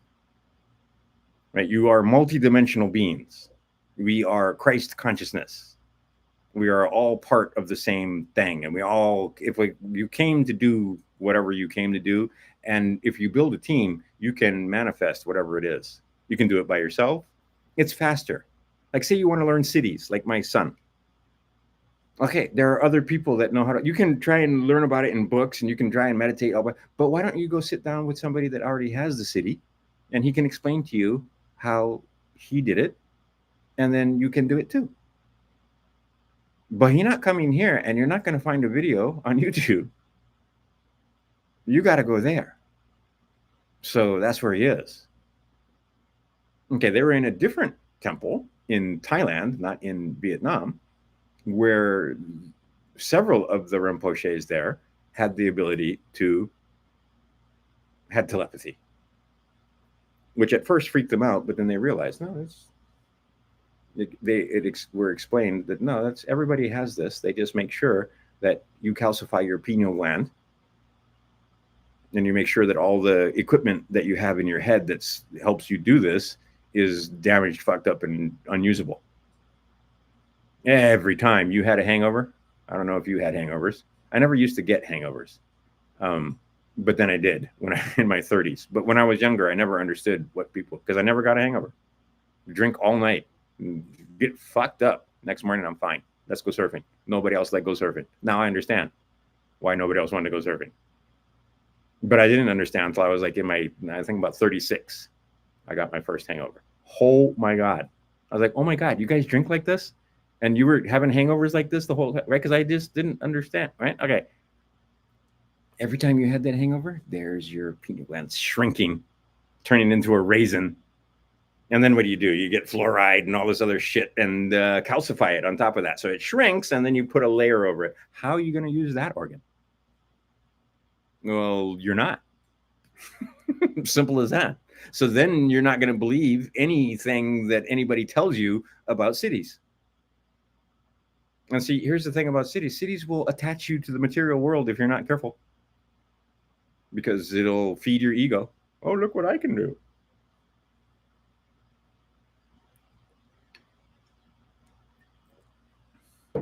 And then you're going to be forced to place yourself in the simulation. See, the trick is, and what they also found out is all you're going to do to become enlightened, to move up the ladder, is take your consciousness from here to here. That's it. Okay, so, man, so much I want to say, so much I no can say, and some of which, see, I'm at the I don't give a fuck what you guys think anymore stage, clearly. Because to a lot of people, everything I've said in the last hour and a half has been fucking crazy talk. I know this. But I'm telling you, you've been here before, you're going to be here again, and you're going to be held to account. And when you figure that out, when you figure out that you don't have to keep track of any fucking thing, just do the right thing. And people will do the wrong thing to you all, and you don't have to worry about it. People will steal from you. People will talk shit about you behind your back or in front of your back or whatever. Doesn't matter. See, my boys figured out, like, we're here in fucking Sodom and Gomorrah. We're to the point where I can't even trust, like, cat food for the fucking cat. Are the ingredients in there good for the cat or are they toxic and causing cancer? Can't even trust manufacturers of cat food. See, but you can trust these guys because these guys actually have good intent. And all they did, and you're going to start seeing it now more and more because these guys are having such great results. All they did, and there's going to be lots of copycats, and God bless them, do it. Can't just have one company. But the idea is they micro milled, and this is a thing in Hawaii. People are going to start figuring out that, oh shit, the zeolite, because our volcanoes make zeolite because when it hits the water, Big Island, lots of zeolite deposits. Anyway, what they figured out was you take this zeolite right here and you micro mill it, like down to nano size, down to 300 nanometers. Okay, now that crosses the blood. Anywhere liquid can go, this can go. This is why it's in a liquid form. This one is for the bigger stuff. This is for the powder. This is more for, like, cleaning out your gut and other quote unquote larger toxins because it's zeolite. And the way it works is very simple. The bad stuff is positively charged. This is negatively charged. When the negative charge gets next to the positive charge, they attract and they are now able to be excreted. Simple. Okay, they're putting the toxins in. And the other thing, you will notice Like, it's not, I can't say what it's going to do for you because the toxins affect you and me in different ways, depending on lots and lots of factors. But I can tell you that you will notice when you take it. Like, you'll notice a difference. And like I said, vivid dreams. And you'll remember them. Well, and there's a way to go about remembering your dreams. But anyway, I remember that dream. I know what was happening. And I figured, well, fuck, I woke up. It's just a dream. And then I come back and this thing's laying there.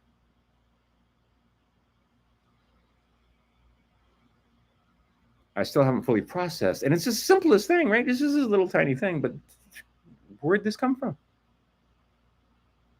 Like, we're in a little apartment and both of us know our possessions and, you know, trinkets and stuff, and neither one of us have seen this thing before.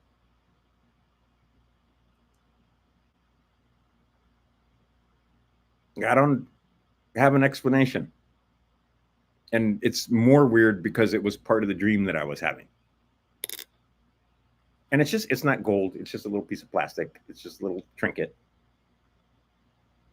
But it's a physical thing that I can touch that shouldn't be here because it came from the other side as far as my belief system works. And see, that's the thing. This is contrary to my belief system because I was dreaming. And that was a dream that I knew I was dreaming. And I woke up here. But yet this. Okay, when that whole thing, and I want to tell some more? I guess I basically finished the story with my mom. Because there's a lot to that story, but I'm not saying. But there's two things provable that in 1998, she in fact told me that Bush was going to win the election, and she told me that it would be a black man before a white woman. Again, she didn't say anything about Barack or Hillary. They didn't mention any names. She just said black man before a white woman becomes United States president. And she didn't mention 2012 either. She didn't give me a date, anything. Just that was going to happen. Now you got to remember, this is if you're old enough, you got to come back to 1998. A black man getting into the White House was still not a thing. I mean, you could talk about it, but it wasn't. It was a joke, but it wasn't a thing. And yet, she called it. Anyhow, so I don't have belief in the other side. I know there's another side. And then this pushed me over the edge to make this video because, like I said, where the fuck did this come from? How does this exist? Why am I able to hold this? This was in a dream.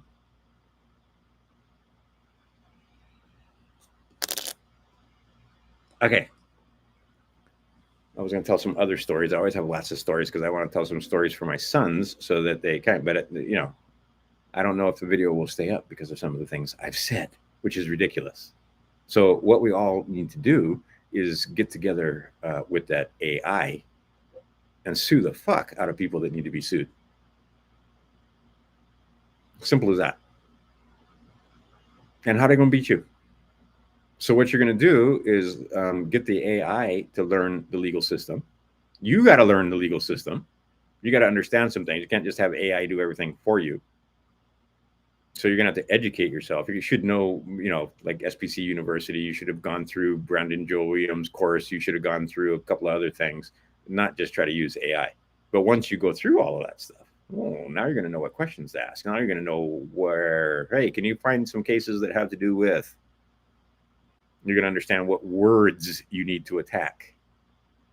You're going to, right? You're going to understand the concept that Abraham Lincoln, our first lawyer president, what did he tell you? He told you you concede every point but the main point.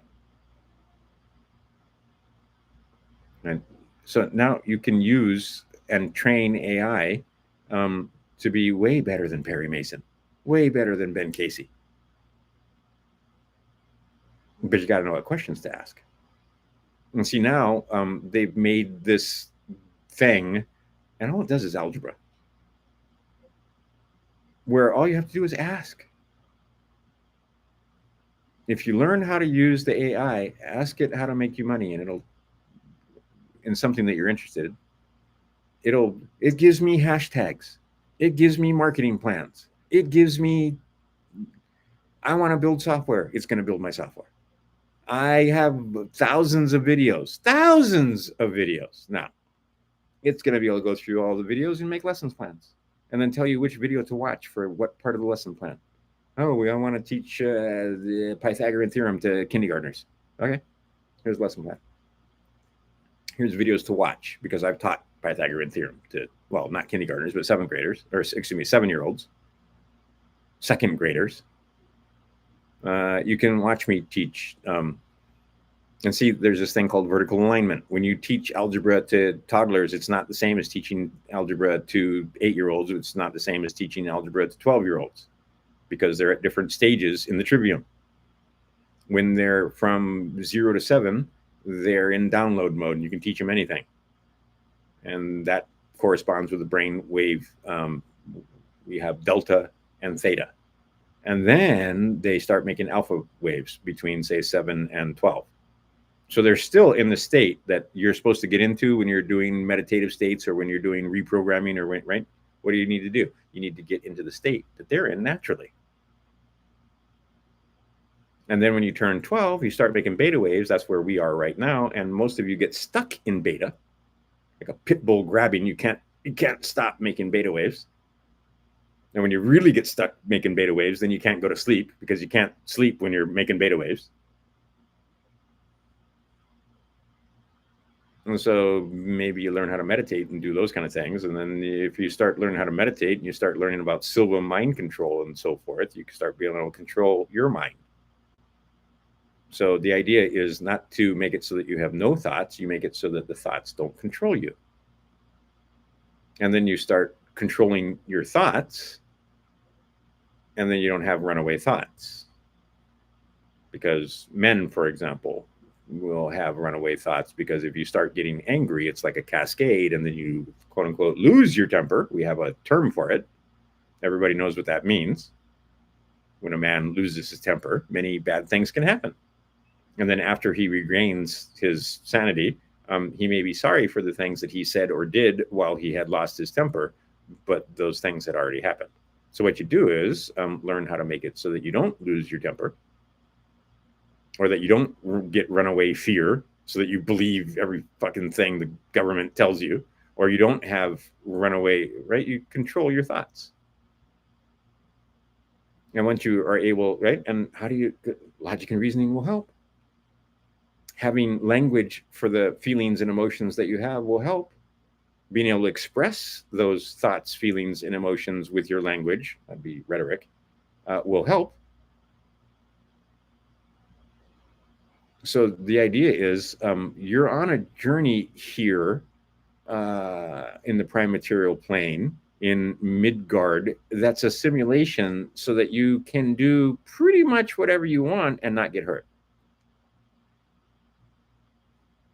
Because what you are can't be cut, can't be drowned, can't be touched by anything on this in Midgard. They can certainly fuck up your body.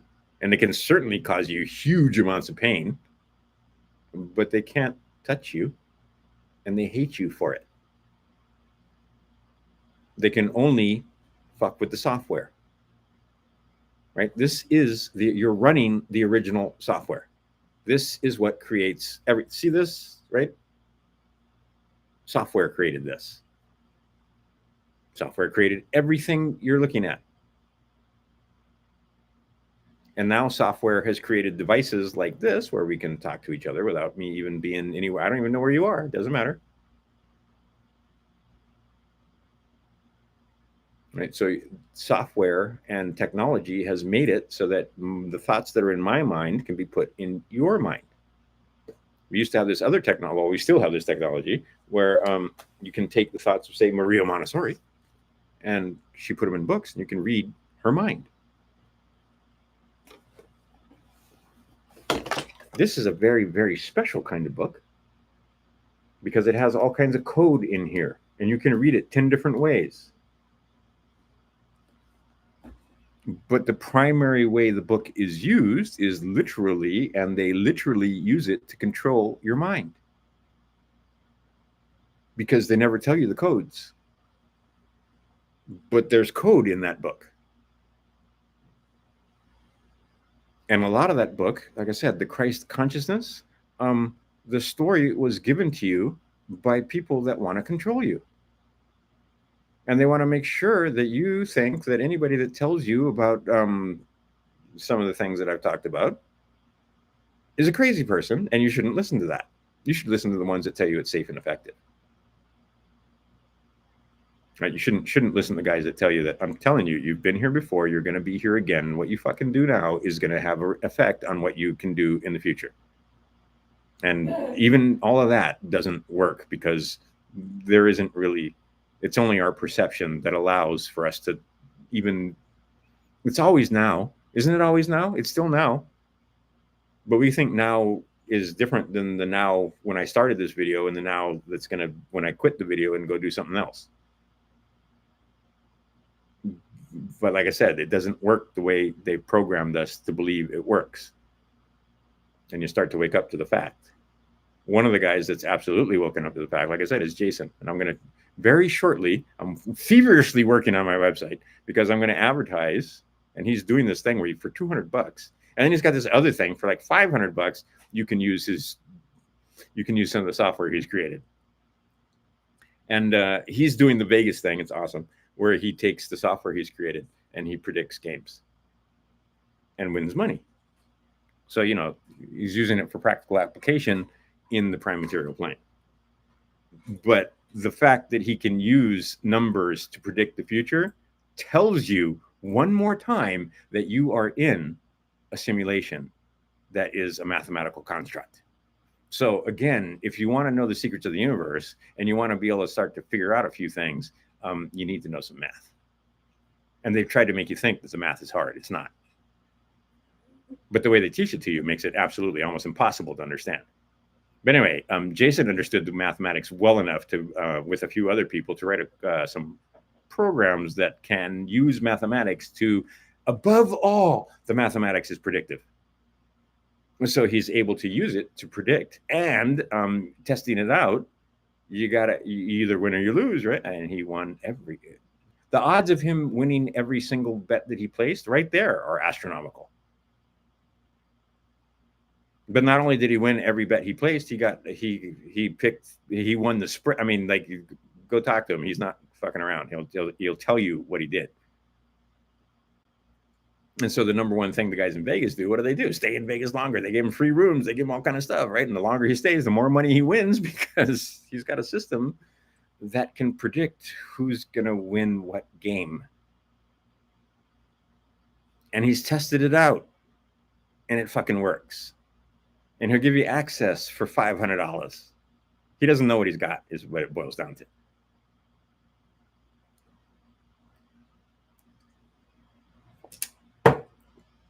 Because I could wreak havoc with that thing, but I'm not gonna because it'd be cheating. And then I gotta account for it in the next part of the simulation because I plan on being back. Whether I want to or not, because I haven't dug myself out of the hole that I've created in some of the things that I've done in this one, but also in some of the things that I've done in the past. Now, all of those things can be, what is it? All those contracts are void, but they're not. I mean, they are, but they're not. Like, you get to start fresh when you get a new body, when you get born here. But at the same time, there are certain things that you got to work out while you're here or not. But part of the incarnation is for that. And see, the whole thing, the software that you're running, that's yet another reason why they hate this incarnation, because they can't do the things that we can do. One of the things that we can do is use emotion. And that's part of the reason why you have a body. You also can have this body because it runs the energetic system that you interface with in the construct that we're in. And there are, in fact, energy centers. And they do, in fact, have colors. Shall I talk about that? I think I'll talk about that just a little bit. because you can do it too. Okay, this is just role playing. Everybody knows that if you stare at the sun, you're going to go blind. So, right around when you first start out, start small, and then there is yet more evidence that you're in a thing that's created, because there's no fucking way, no matter how you, if you can just do a little bit of mathematics and statistics and understand probability, that this thing started out as a single cell and through random permutations over millions of years developed into this thing that I'm using to see with. And you don't see with your eyes, you see with your mind. And you see, that's another thing you'll learn. There's lots of different people down in the South American doing ayahuasca and so forth, figuring out that you can walk around in the dark because you're not using your eyes to see, because you don't use your eyes to see. But anyway, that's a whole other tangent. But the idea is that the thing that you use to see with was created. You want to argue the point? Don't argue with me. Argue with guys that do more math than me.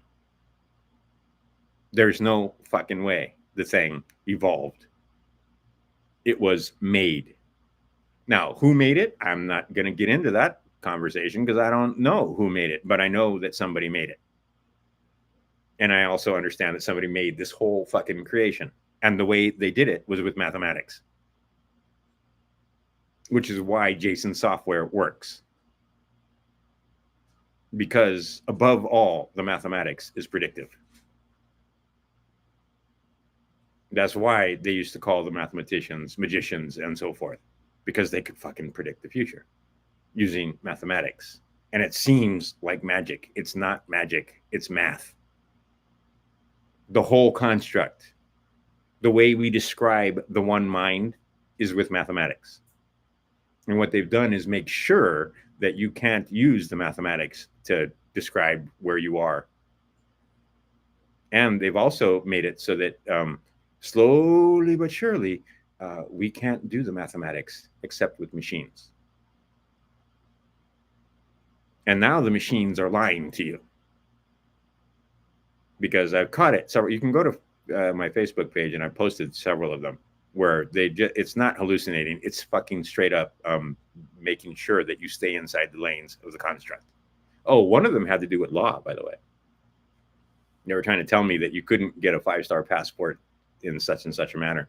And I happen to know you can, because my fucking son has one.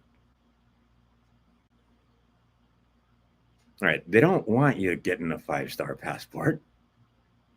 They don't want you. They don't want the slaves leaving the plantation. They want you to feel like you have a social contract so that you should give up some of your labor.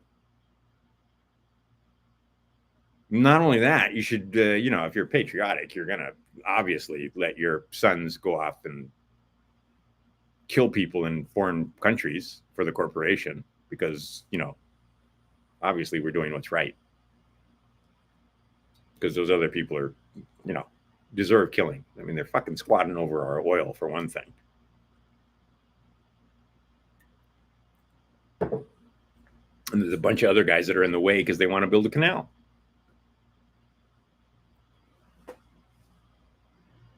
But they're going to tell you a different story, aren't they? And you're going to believe them. Or not. But see, the idea being is that they have programmed us to believe a lot of things that aren't true. You believe these things. You don't know these things. Right? There's a lot of people that they only believe in reincarnation. I don't believe in reincarnation. I know it. I have direct personal experience. I also know that, oh, by the way, this is the first time this has ever happened. I've never in my life, well, actually, that's not true. I can think of a couple other times where some strange things happened and I can't explain them. But I can't explain this. And that just happened today. And I just happened to be able to make a video today because I wanted to do, I've been wanting to make videos for, but anyway, apparently I got out of control and they had to, take away my privileges for going live because they wouldn't want me talking to you guys because I'm so influential that I could make you, believe medical misinformation. Oh, yeah, this video is going to get taken down. You know why? Because I did this. They fucking hate this company. Like, you have no idea. They hate this company. They've already murdered. I mean, yeah, there's been all kind of stuff. Anyway, so the fact that I showed that bottle, this video is going to get taken down. Period. I'm going to get another strike on this channel. Anyway, fuck them. I don't care. But the bottom line is, we got to get to the point where they can't do that kind of shit without facing dire consequences. See, and this is the other thing. Once you understand, I'm not going to go too far down this road, but once you understand that you're an American citizens, capital C, get paid well to administer the public servants of the United States corporation. It's just that you don't know how. You don't know what forms to fill out. You don't know. You know they're doing the wrong thing. You know they're violating rights. You know they're fucking up, but you don't know how to hold them to account. And their attitude is, what are you going to do about it, slave? And one hand washes the other. So a lot of the guys, they aren't going to do anything, even if you think you're complaining to the right person. Well, you're still complaining, slave. Nobody likes a complainer. You got to be able to make claims. American citizens can make claims. And then they can make claims against some of the public servants. And they all have bonds. And then you also have a trust account. And then you can use all of that information to get paid when these guys violate rights and violate oaths of office and do naughty things that their statutes tell them they're not supposed to do, but they do anyway because they know the slaves aren't smart enough to hold them to account. So if you can get free money from babies that don't know how to keep you from taking their money, you're going to take their money. Well, maybe you and I wouldn't, but those guys would. And they are. And they do a whole lot worse than just take their money. Like, to the point where most of you can't even conceive of it. Your mind wouldn't even go there. And they use that against you.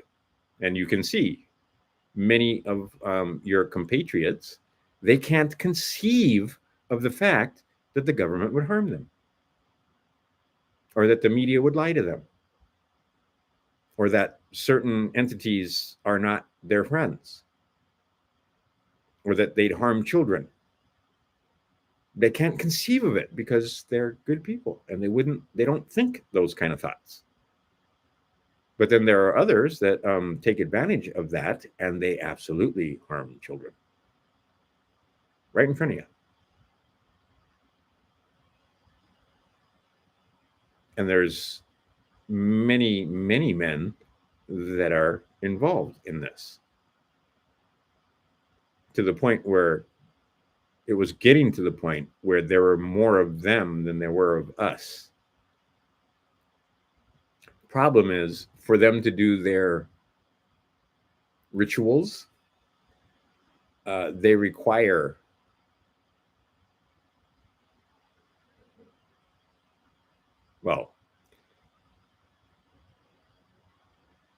see, once again, I can't speak the words because, well, they're already going to take the video down. But anyway, they require blood sacrifice. It's not wine and bread. They don't do wine and bread.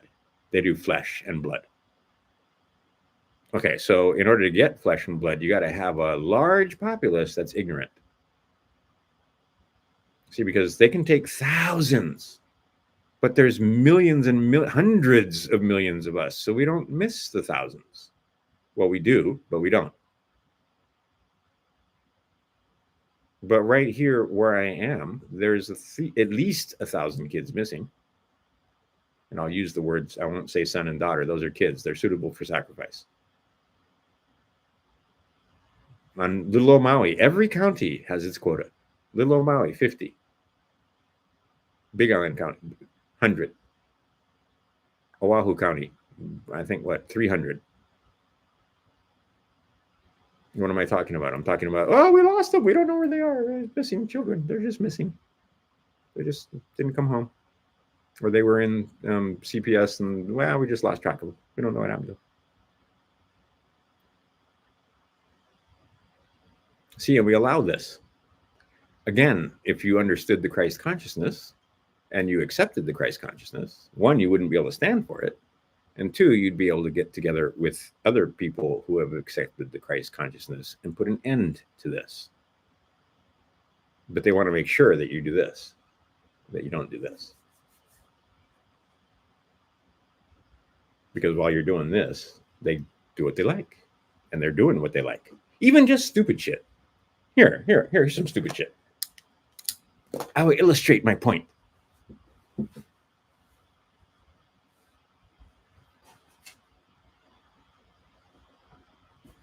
Oh.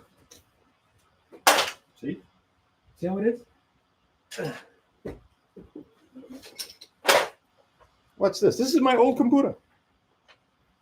It's an Apple. Look at this shit. Look at that shit. And it's not like I've been rough with this thing. Okay. What a dumb idea. I mean, it was a good idea, but it was a bad. Okay. So this whole mag thing, they finally figured out that, yeah, that's not such a good idea after all. And it's actually more trouble than it's worth. But you know what? You bought them anyway. Right? And you know this is planned obsolescence. And you buy them anyway. You know that this is basically a piece of shit machine. And you buy them anyway. And not only do you buy them anyway, you pay a premium for them. And as long as you buy them, they'll sell them to you. Same thing with the food. If nobody bought Coca-Cola, they wouldn't sell Coca-Cola. But everybody buy Coca-Cola, so they sell Coca-Cola. That shit ain't good for you, and you know it. Same thing, all the food. You know, well, maybe you do, maybe you don't. But some of the food that you eat, the chickens, just the poor little chickens, they are tortured. You buy the eggs anyway.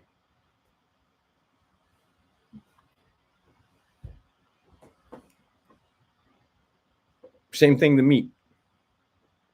They won't even let you in a slaughterhouse with a camera now. That's against the law.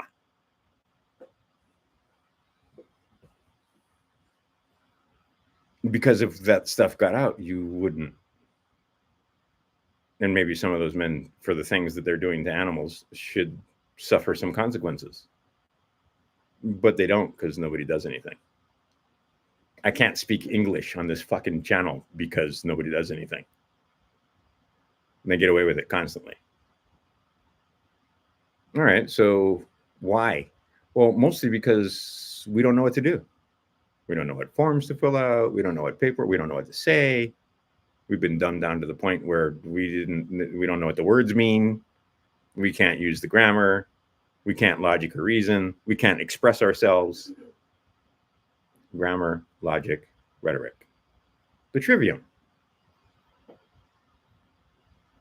Okay, so I'm setting this up because I have free men to educate. Or maybe there'll be free women. I don't know. But see, my sons are free men. But they're going to try and get them back in the pen. We're just talking about that. They're going to make them offers. They're going to try and get them to do adhesion contracts. They're going to offer them benefits. They're going to do all kind of stuff to try to get you back in the pen. Because, and I can tell you again, right? Those are free men. I'm a slave. Well, not quite, but I still haven't done all my paperwork.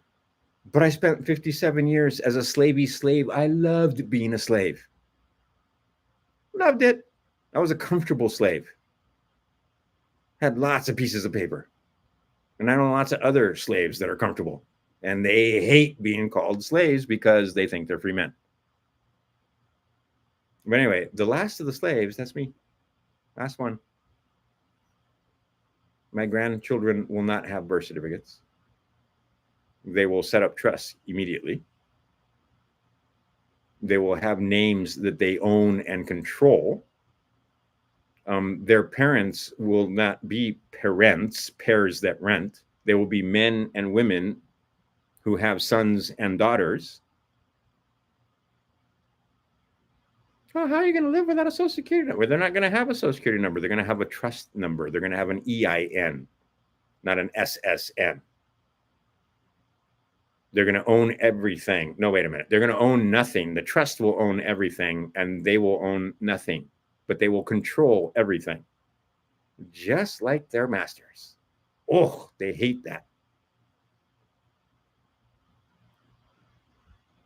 Right? There will be no contract with the state that tells them that they can have the produce of the marriage.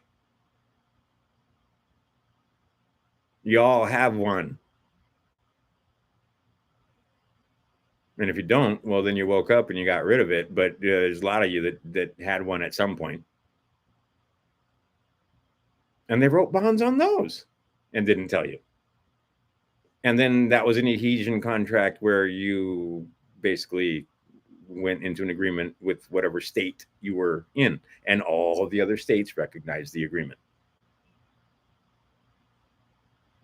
But my sons aren't doing that. And like I said, my grandchildren will not be born into slavery. They will not have, if they do have a social security number, they may apply for it when they're older. And they're going to let them know that there's a way to go about it. That it's not their social security number and it doesn't make them a member of the corporation. They're using it as a stakeholding. Okay, so you got to educate yourself so you know about all this kind of stuff. And for fuck sure, there are no more in my generation going to go off and shoot guns for the United States corporation. Neither drive their equipment, neither sail their ships, neither fly their planes. None of that. See, because they wouldn't be able to do what they're doing if they didn't have men that followed orders. And I was explaining that this thing falls apart. You can't have a private going, nah, I don't want to do that. It's not how it works. You can't have a police officer that, right? No, I'm not doing that. That's not how it works. So what you have to understand is how to deal with men that are just following orders.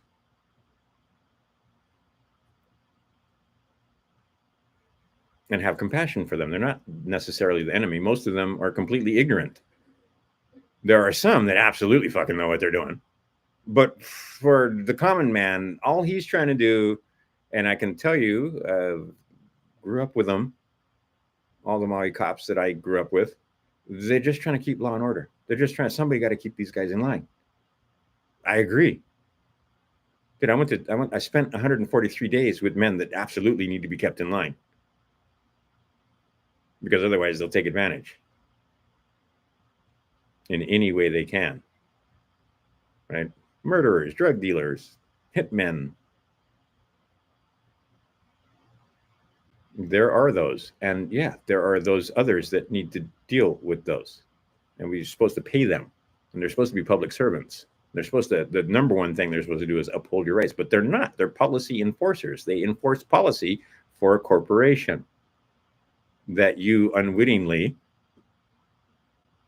are subject to. Now, this is the other thing. I know a lot of people lately have been talking. They want to get a 5-star passport, but they want to get benefits from the corporation. They want the corporation to pay for the education of their children. They want the corporation to pay for whatever the hell it is. They want benefits. They want Medicare. They want free this. They want free that. They need assistance with paying their rent. Well, then you're not a sovereign, are you? You're a member of the corporation. You are receiving benefits. You are dependent on United States corporation. If you don't have a United States corporation, you can't eat or you can't live or you can't whatever it is. Well, then you're going to have a hard time with that 5-star passport. Because see, once you get a 5-star passport, you're not calling the police to settle a domestic argument because you have no contract with them. saying it's fine because I've instructed my sons since they were young. They've heard it over and over again. There is no situation so fucked up that calling the police can't make it worse. I don't call cops ever. Never have called the cops.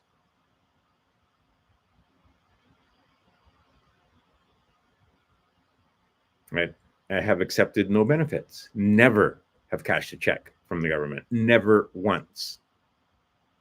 I have been offered checks from the government. Send them back. Thank you, no. Because I know when I cash that check, it comes with all kinds. They don't just give you money. Are you fucking crazy? Nobody just gives you shit. If they give you money, they expect something in return. They want a signature. They're going to want some adhesion. And you're going to put a fucking signature someplace, and you're just going to sign that thing naked because you don't know about, well, maybe you guys do, but they don't know about by and for. They don't know about the living man and the allegiance. They don't know who's agent. They don't understand about reserving rights and without recourse. None of that. They don't have none of that. They don't even know where they are. They don't let them know that, hey, I'm outside the United States, according to your own statute. What is that? 28 USC 1743. I'm without United States. Nope, they just sign. So you just sign, and then that document chains you to the sky. And now you have accepted a benefit, and they assume that you are a dependent of the corporation. You signed for it. Now you have surrendered your rights again. Now they have plenary power over you. They own you.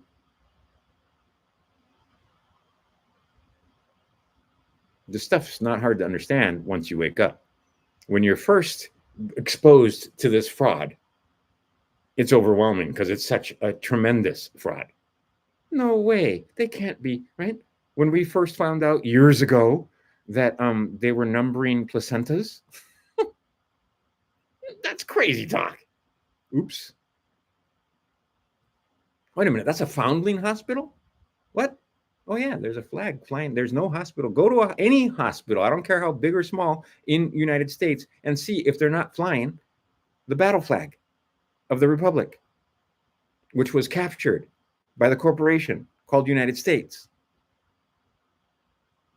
But you're still under the illusion that that's the Republic's flag. It's the corporates, right? You oops, it's over here. You want the peace flag. You want to be at peace. See, and here's the thing: these peeps. Can you see that? Yeah, you can see that. All right. You're supposed to be at peace, but you'll notice that they always bring weapons. Always. Never had a cop. Well, actually, that's not true. No, he was armed. He just wasn't armed. I had a sheriff once come in, and he was just like, this is ridiculous, but I got to do my job. I'm like, I understand. Anyway, but he wasn't strapped. He probably had one on his ankle, and he probably had one in his pants or behind him and so forth, but he wasn't like carrying open carry and being threatening at all. Just, I got some paperwork for you. It's stupid, but I have to hand it to you. I'm like, I get it. Now, I could have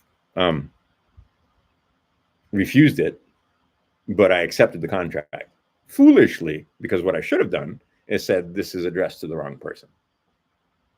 Notice the words. It wasn't addressed to the living man. It was addressed to a person, and I accepted on behalf of that person foolishly, without letting them know that I was agent for, not the thing that was on the document. See, because that thing that's on the document, the juristic entity, that's the thing that they can call into court. And you go there and represent it. Right? So that's the thing. You are unwittingly being that thing, instead of letting them know that you're not that thing and that you're presenting yourself. But you can't present yourself if you don't have your paperwork done.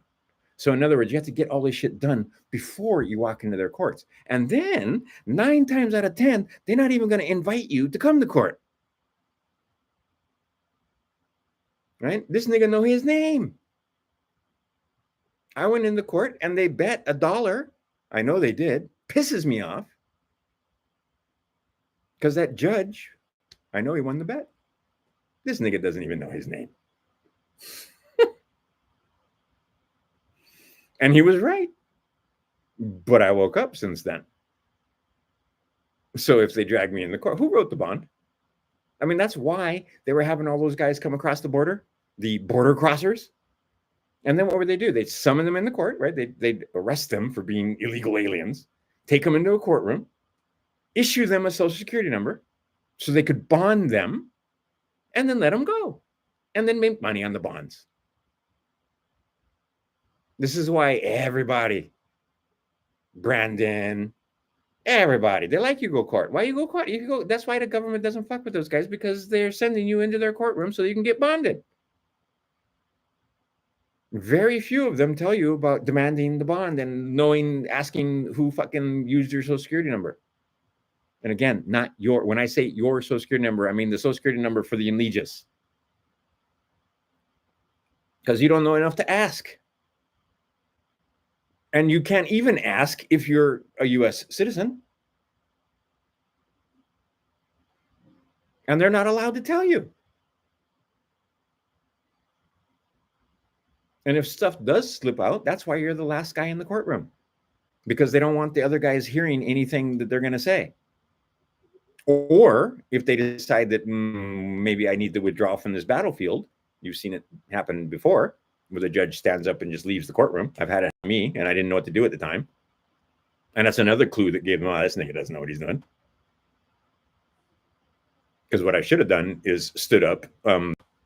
The judge had left the courtroom. I should have declared it my courtroom and had the clerk dismiss all the charges and clear the docket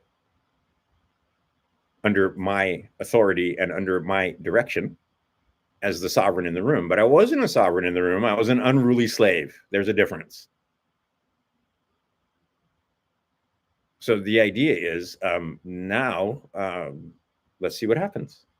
Last time I thought I knew what the fuck I was doing, and it turned out I didn't. I failed all my finals. But this time I'm pretty sure I know what the fuck I'm doing.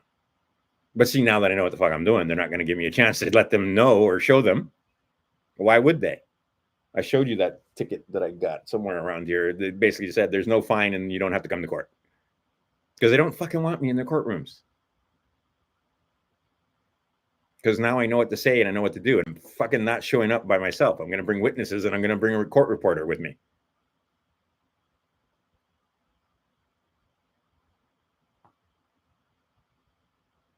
And then I'm going to ask a few questions that they don't want to answer. And then since they brought me in there, the person that claims that they have the authority to make me perform by writing a performance bond, then that person better fucking have an oath of office, shouldn't they? And see, here in Maricopa County, the judges can't even call themselves judges because they've already lost that fight because they're not judges. What are they under? See, that's why that whole fucking thing with Trump, what branch of the government are they under? Are they under the judiciary? Is that a judicial court of law or is that an administrative court? Oh, they're administrative courts. They're superior courts. They're district courts. They're not judicial courts of law. Because there is no judiciary, because the corporation was filed under the power of the president and the administrative branch, the administration. That's why the judge, who picks all the judges? This is the president that appoints judge. Oh yeah, and now the judges are telling the guy that picks them what he can and can't do. It's a show, my friends.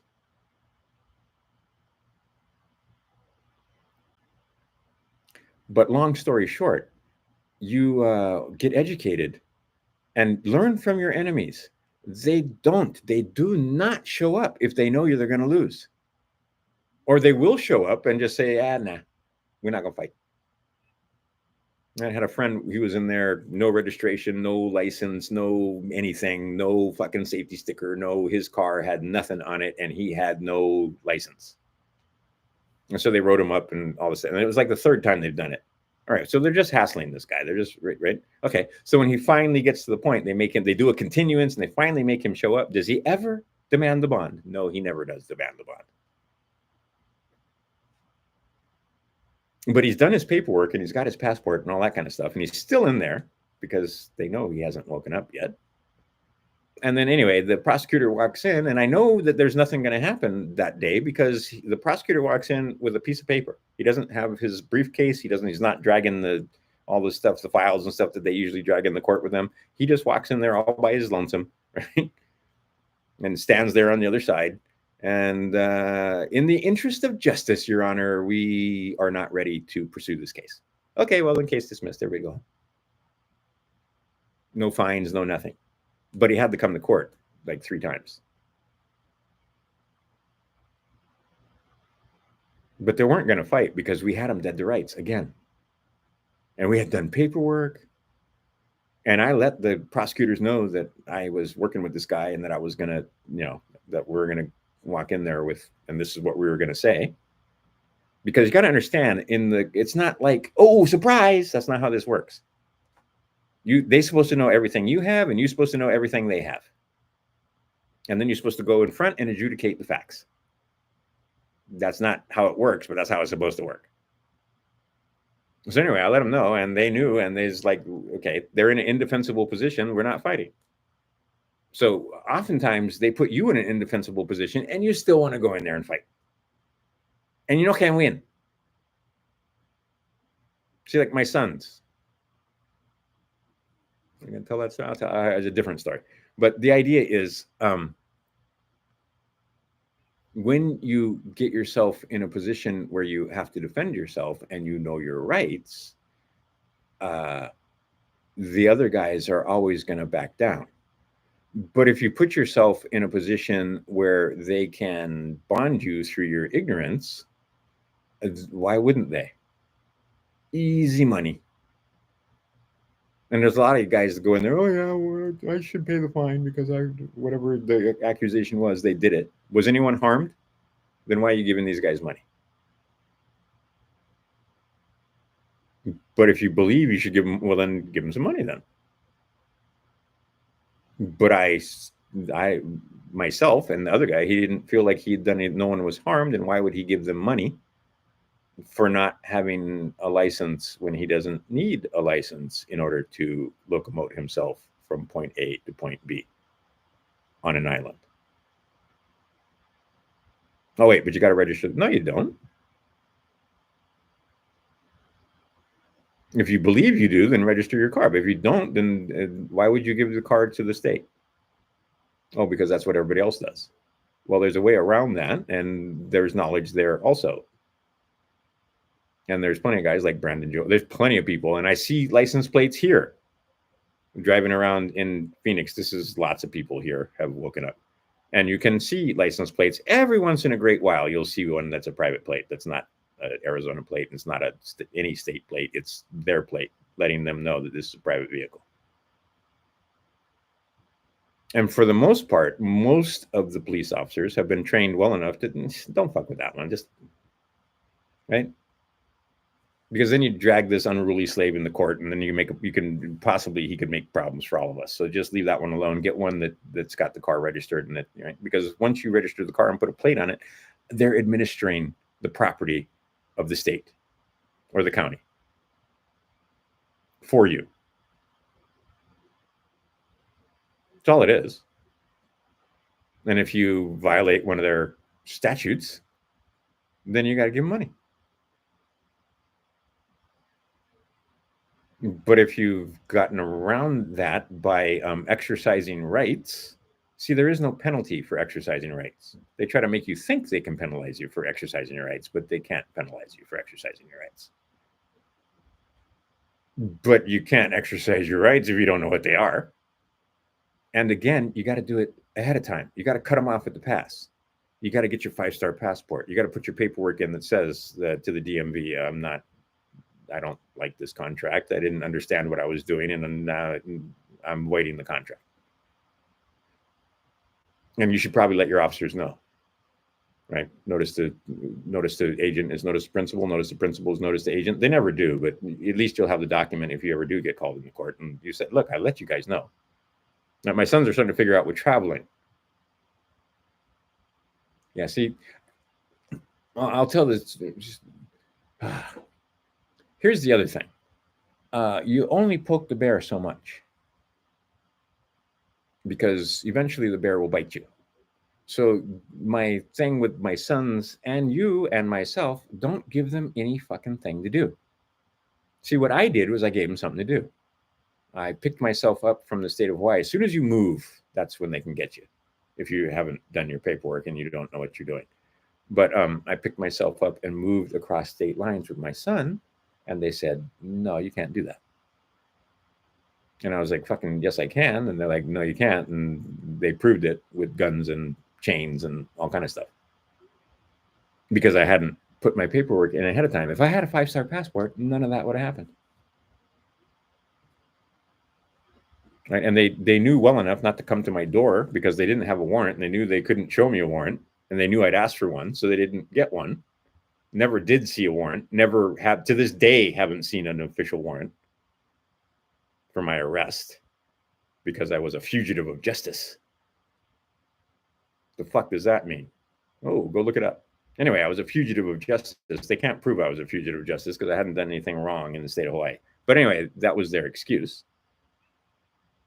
And so, how are we going to get this fugitive of justice if we don't have a warrant and he won't let us in? What are we going to do? Oh, we'll trick him. We'll make him come downstairs. So then when I came downstairs, boom, they snatched me. No warrant, no indictment, no fucking nothing. If they can do it to me, they can do it to you. Okay, I let the officer know at the time that he was kidnapping me. He laughed and said, I've never had a problem. Direct response. I said, well, it's kidnapping, and you know it's kidnapping. Well, you're still getting in the car. Anyway, long story short, they got the guns and clubs. You do not have the guns and clubs. However, you can be in contact with people that do have bigger guns and bigger clubs and quote unquote more authority, but you got to put your paperwork in. And overall, they got too much to do. So don't expect them to come as the cavalry to come save the day. Because there's 300 and something million of us. They're a little busy. So what you do is ahead of time, let the officers in your jurisdiction know that they don't have jurisdiction over the living man, and they do have jurisdiction over the thing they created, unless you take and claim the thing that they created. And they're not going to just let it go. They're not going to be like, okay, you can have it. No, that's no. And it's a sole proprietorship with a social security number that is a fucking cash cow as far as they're concerned. Why would they give you their cash cow? You're going to have to take their cash cow. And the way you take the cash cow is with paperwork. You can't steal the cash cow, but you can claim it, and you can copyright it, and you can do a bunch of things to make it to where they can't use the cash cow. And see, that's all you are, is a bunch of cash cows. That's all we were, slaves. That's all we are. They look at a continent of people, right? They had these islands with these people not using money, feeding themselves, having their own society, and nothing to do with them. Whoa, man, do they hate that?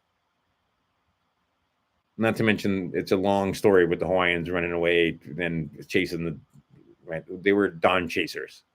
They weren't sunset chasers. They were dawn chasers. So you can't tell me that they got to Hawaii, but they didn't get to California. And we clearly, there are Hawaiian words in Hawaii and all the way up and down the coast, from what we now call Canada all the way down to Mexico. Yeah, they made it that far. And then further south, they made it to Easter Island. And for fuck sure, they made it all the way to South America. But anyway, the other guys coming from the other direction, our buddies, the Masons, and the ones that were the May sons. What happens in May? What does the sun do in May every 138 years? Yeah, they're May sons. The name tells you.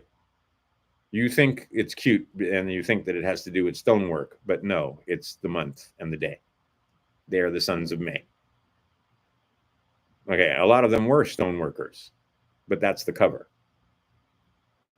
Okay, they do in fact hold knowledge that the common people don't have.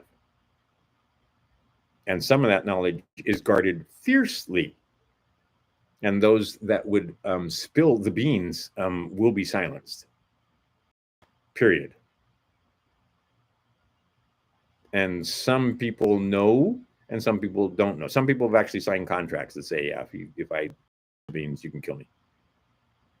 And or I understand that if I do spill the beans, you're going to kill me, and you'll probably kill my family too. I mean, it's right there on paper. You should see some of those contracts. They're fucking crazy. Anyway, non-disclosure. You don't get to talk. And on top of that, you sign documents like at least 3 or 4 times, especially if you're a military man, that says that you own them and you're surrendering your rights and that you're basically property of corporation. And part of that is there are certain things you can't say, and if you do say them, the penalty is death. It's not hard. And military men, are you fucking kidding me? They bomb children every day.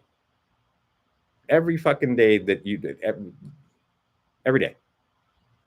There's not a day that's gone by since I was born that someplace, somewhere, there wasn't a bomb going off and a child was harmed. Since I've been born, 61 years and counting, every fucking day, somewhere on this planet. We just happen to notice that apparently the Americans just noticed that, hey, they're killing children over there on the Mediterranean. Thousands of them. Oh, look, it was a surgical strike. Right? We love war so much. We're winning. Trump went out and sold billions of dollars in weapons. Do any of our weapons only just get the guys that we want, or is there collateral damage? Do women and children and animals get in the way? The fucking surgical strike in Iran. Yeah, we got all the heads of their, I mean, yeah, that was pretty impressive. We killed a lot of their military. I didn't do anything. But I mean, it boils down to, it was the Israelis, but where'd they get the money and who built the weapons and where did they get the weapons? And yeah. It was United States, basically. And did they run it by Trump ahead of time? Apparently they did. And apparently Trump was, the story that they're telling you is that, he got tired of negotiating. Now let's just think on the story stage. Now that they've dropped bombs on fucking nuclear facilities and on like everybody, like you look at the list of guys they killed. Like they surgically struck most of the upper echelon of the Iranian military. Right? The Iranians are currently, they have a chain of command, so they're going to, but I mean, right now all the guys that quote unquote Trump was was negotiating with have been removed. Okay, that's going to give the next guy some pause, isn't it? Maybe they should negotiate. We'll see. But it's not like you think, because like the Pope and like our government and like their government, they're all controlled by the same guys and they all wear little hats. Now, the idea, though, that I was getting to is they didn't just kill the military guys. There was a lot of other people that got dead. And now there's a lot of other problems because they fucking bomb nuclear facilities. Okay. Again, Christ consciousness says you probably shouldn't do that. And again, there's no possible way that they did all of that and they didn't maybe get a woman or child or animal or two. It wasn't just surgical military. And they always claim that. Is that, oh, yeah, we got the bad guys. They don't mention the others. Because there's been a couple times when actually they did the story, right? They got the bad guy, but it was like 300 other people at the wedding. So really 300 people that had pretty much nothing to do with anything, but they got the bad guy. because he was at the wedding. Okay, Christians should have a problem with that.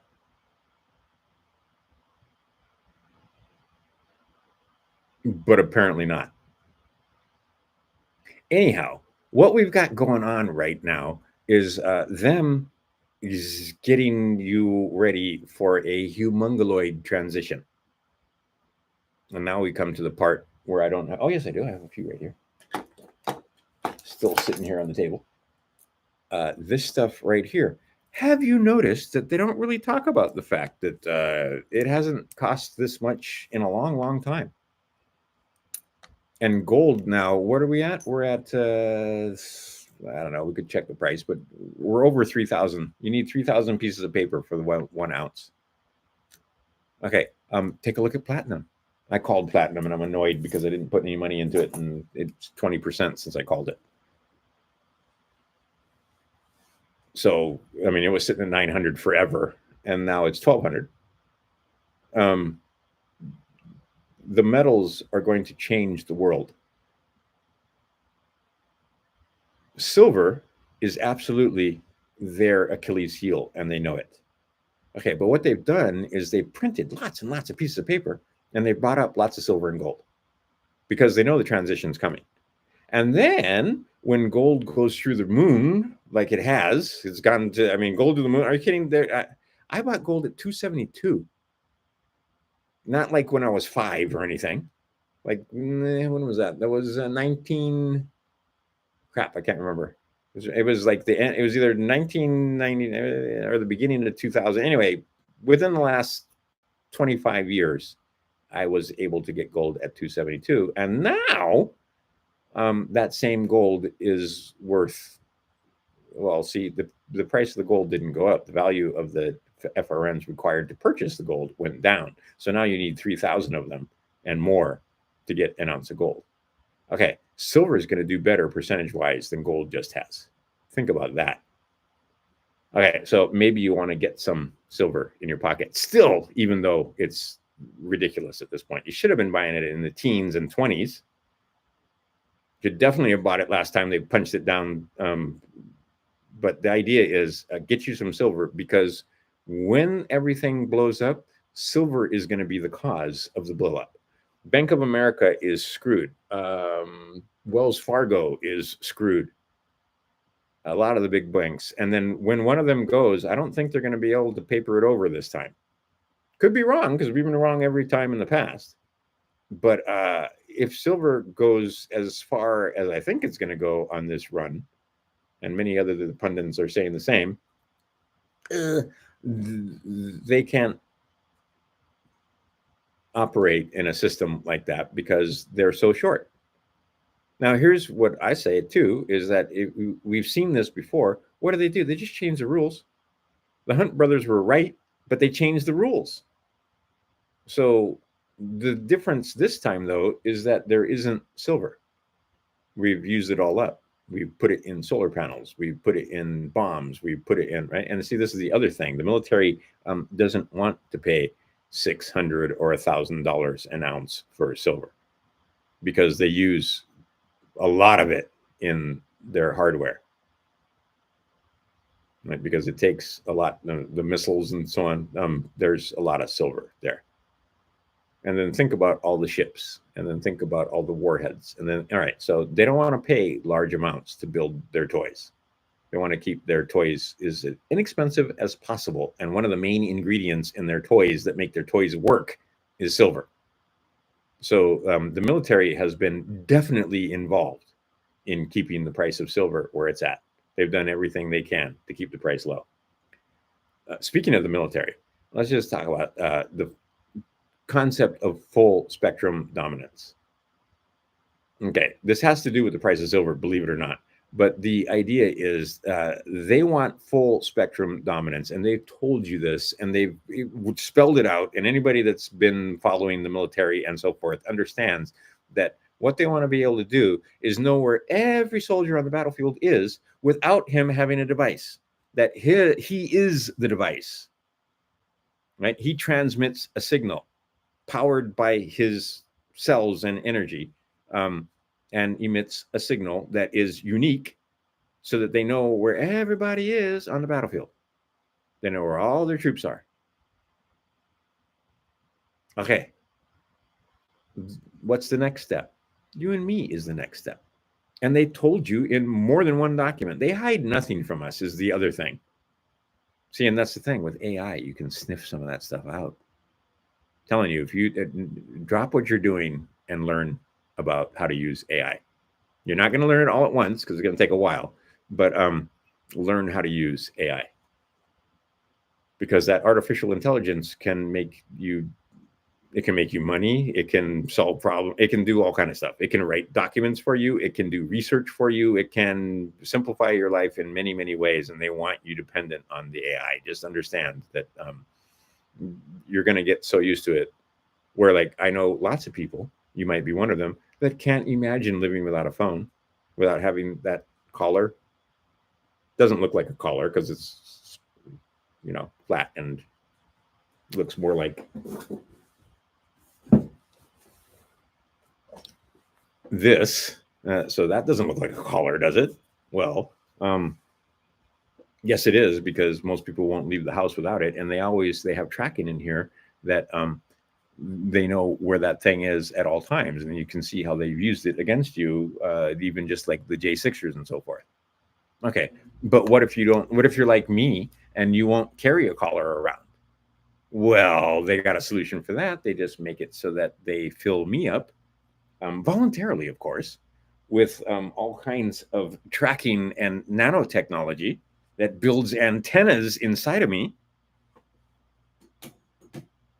so that they can send and receive signals so that they have full spectrum dominance of the entire United States corporation's population. Again, this stuff's not hard. So what are they doing? They're tracking you 100% all the time. They know where you are. They know when you're sleeping. They know when you're awake. They know if you've been naughty or nice, so you should probably be nice. They know where you are plus or minus 3 feet all the time. Okay. And then with drone technology, not big drones, not the big things that fly, the kind that, are famous. They show you big. I'm talking about little drones, like about this big. Put a bomb on that. Maybe you need 5 or 6 of them. First one blows down the door. Next one comes in, blows you up.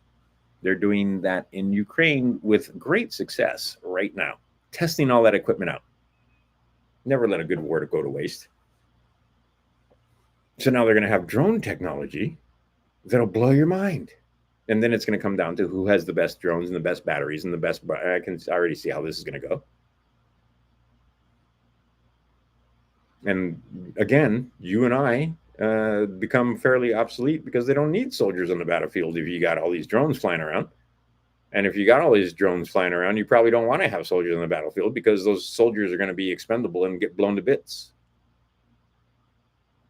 by devices that maybe can be made. Think about this. Are there robots building drones right now?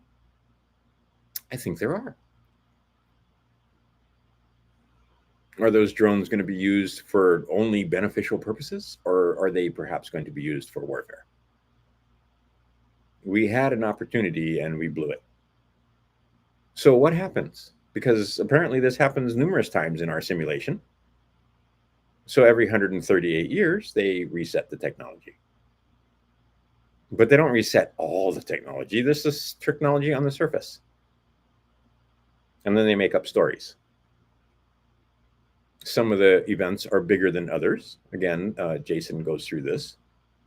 If you go over to the Archaic channel, he has videos about it.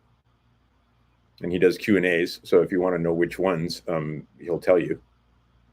You can actually just put it in the chat, and probably the monitors will tell you which videos to watch. But he makes it very clear that, yeah, the technology never went away. It just went underground.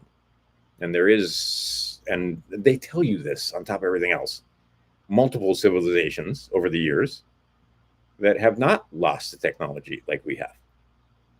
And occasionally they bust out a little bit of technology so that we can make ourselves obsolete. One of those pieces of technology right here in lovely Phoenix. No way would 4 million people be able to live here without the simple concept and technology called air conditioning, which apparently eluded the human race until 1902, which was just oddly enough the last reset. So anyway, the idea is that this technology allows us to live here in the desert, and here in the desert, then all these 4 million people can they think they're being free and living their lives, but what they're actually doing is creating a world for people they don't like and people that don't like us. And see, the greater intelligence understands all the moving parts. But these guys got to develop this kind of technology, and then we had to develop all kinds of battery technology, and then we had to figure out, all right, because when I was a boy, there was no such thing as a drone that you could fly with a remote control for $20. That technology did not exist. We didn't have a battery that would make the thing fly for more than a few, like a minute or two, max. Now we've got batteries. Those things can fly around for miles at high speed. It was technology. It took time to develop this technology. How did they develop what we did? Okay, now it can be used. See how it works? Or maybe you still don't. The computer technology, right? We had to get to a certain point before we could even have AI. They had to develop the software and the hardware so that you could, like, even me, okay, that crappy computer I was just showing you that I finally replaced with this thing. So I got to make one on that, and then I can show you this computer. It looks basically the same. It's just better, faster, more. Okay, but the idea is that we are being replaced because we are the original software. Now we build this device that I have, and then this device can be used by other people to design other things. And pretty soon, we've got robots running around that are connected to all the other robots through magic, right? No, it's not. It's just technology. You understand RF signal, or maybe you have a vague idea that, there's this computer is not plugged into anything. And it still, I'm able to broadcast. Why? Because we have a router, and the router is connected to the internet. And, okay, technology. We had all that time. It took time. Because you got to remember. Oh, speaking of that, Poogie, what's the? Are you on the most basic plan or what? When it comes to internet. Okay, because we need to increase the upload speed if I'm going to be making videos and stuff like before. Because the see, when we were in LA, damn, the up was so fast, it was crazy. I would upload a video like that. Right now, I upload a video like 20 minutes to upload a 45-minute video. And I was like, okay, our internet speed here is not what it needs to be, because I'm used to it going up in like 3 or 4 minutes. So anyway, that's what are you gonna do? Throw a little money at it. Oh, for $39.95, here's the basic plan. For $89.95, here you get more speed up and more speed down, and so forth. Anyway, I want more up. But they had us create this technology so that we could replace ourselves. But they weren't telling us that. But it becomes very clear that that's what where we're headed. They're trying to tell you we have technology now, and this is another reason why they hate women. But we have technology now that you can, maybe 5 years from now, buy a robot that can gestate a child. In other words, a man can put sperm in it, and the machine will do the rest. This is not science fiction. There are we have this, and just recently, you know what the Japanese have done? Well, see, that's the other thing. We have technology that's developed over in Japan. We got Taiwan over here. It's all separated, and they think they're all being independent, but no, it's all being used for one thing. But the Japanese have just come up with synthetic skin. Well, they're letting you know. Oh, the other thing that's happened that, like I said, all you got to do is get to the other side. And they don't want you getting to the other side. And they certainly don't want you getting to the other side with knowledge. But the Japanese have come out. Toyota came out and said, "Hey, we got this car that runs on water. Bro, go check it out. Go do some searches." Okay, I can tell you. Like I said, this video is going to get taken down anyway. So, what do we got? We got one person listening, and I don't think I'm going to see if I can download it, um, because YouTube isn't going to leave it up. But anyway, the idea is that the Japanese have come out with a car that runs on water, synthetic skin for their robots, uh, and we're going to have technology that's going to blow your mind. But not everybody's going to be there to enjoy the technology that's going to blow your mind. Right? Just like there's plenty of meat. When I go to Costco, there's no shortage of meat. And meat, by the way, is the first thing that if things go the way they say they're going to go, the first thing that's going to disappear is meat. Okay, all the freezers are chock full of meat. Just the average person can't afford it. Because the other day I bought a rack of steaks, cost me $100 for a rack for 4 steaks. It cost me $100. Or no, wait, that's not true. It was $80, or this just over $80. So $20 a steak. I remember that part. It wasn't $25 a steak yet. It will be shortly, but right now, $20 a steak. Okay, just a little while ago, and when I was a young man, when I was my son's age, that was like 15, $16 for the steak, maybe. Right, $4 a steak. Nope, now it's $20 a steak. Okay, they're making it so that, like I said, there's plenty of food. You just won't be able to afford it. And then they want you to be happy with eating bugs. Anyway, the point being is that all kind of great technology is coming our way. Abundance of food and food supply is coming our way, but it's not going to be for the masses, because the masses won't be here, because they plan on culling off the masses. You better not eat it. You better not. I have Father's Day chocolate. And besides, before I get Father's Day chocolate, I'm having flavor enhancers. Anyway, where are we at? Oh, bro, almost 3 hours. Exactly. That's right. You're not eating my Father's Day chocolate. You are not? I'm in a very The hell no, you are not. in close proximity. And I'll snatch it from your very little hands. Anyway, how does Wayne here idiot? She tried to steal my chocolate. Anyway, and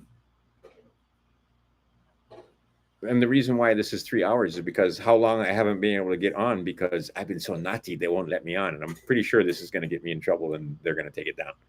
And then here's the other thing I've noticed is they don't take it down immediately, like, because there's so much shit being uploaded, even with their AI going through the videos looking for the keywords and so forth. It still takes a while. So I need to get the and I have the funds to do it now. I need to get the premium program, which I've been resisting because I don't want to give these fuckers any more money than they already anyway are making for violating my rights. But this is the platform of choice. Unfortunately, we can't get people to move to BitChute and all over. What's the other one? Rumble. What's the other one? There's a bunch of them. Yeah, exactly. But there's a bunch of them that are superior and allow the free speech, but everybody stays on YouTube. Oh, and then TikTok. Oh my goodness. See, here's the thing with TikTok. With TikTok, you are exposed to people from everywhere, and they don't want that. They don't want people, like I've seen a bunch of people that are traveling, like my son's in Asia, and because TikTok uses the AI, and while we're talking, so then it shows me videos of other people that are traveling in Asia, because they know maybe I'll watch those videos, because that's all they want is eyeballs and time on their site so that you'll buy stuff from them. Anyway, and they can sell advertising at a higher point when they have millions and millions of subscribers. But all these people are talking about the fact that, you know what? I can live well here for no money. They can, 3 meals a day for $6-8. Place to sleep for $15 a night. You can get a nice apartment, probably this size or bigger, for $300, not $1,400. Um, you don't have to worry about your shit being stolen because, for the most part, people leave stuff alone. They'll see vendors or so forth. They'll walk away from their carts, or what? A lot of those guys, they do the moped wild thing where their moped has got all their, it's like a rolling store, and they'll park their moped and walk away, go get food, go whatever they're doing, and there's nobody watching the moped, and nobody steals anything. Right? And there's like hats and shoes and all kind of stuff. And my sons were showing me video of like all these different people that, all the different things that they sell from their mopeds. And then, they go in for lunch. They're not worried about their stuff getting stolen. Try that in freaking Phoenix. See how that works. Go park your car and leave it unlocked with lots of stuff in it in front of a Walmart and see if you come back and if everything's still there. And then try and go get a meal anywhere in the strip mall for $2.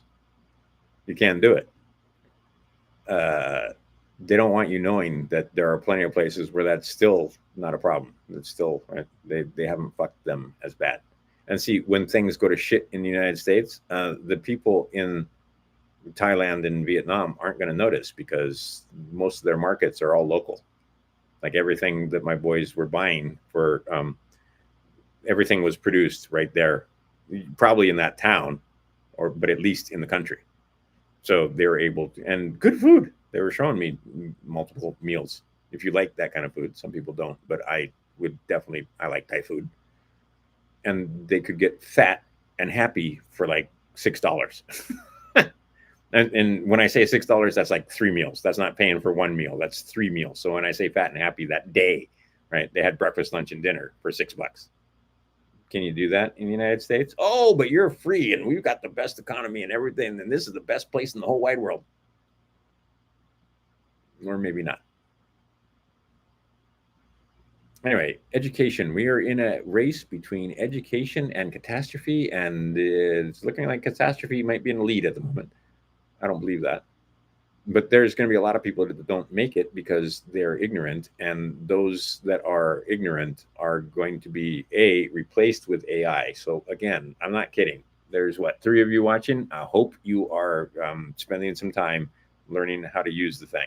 And then you see all those commercials about that. Don't just use it as a toy. It can absolutely make you money. It can absolutely make you better at whatever the fuck it is you do. I mean, crazy. Doing research, bam. And see, doing research, this is where I can find AI lying to me. This is where AI will not do what I ask it to because it's programmed not to. And I had a meme. I wanted to make a meme where hopefully you've seen the meme where Elon is standing there in the gladiator pose. Are you not entertained?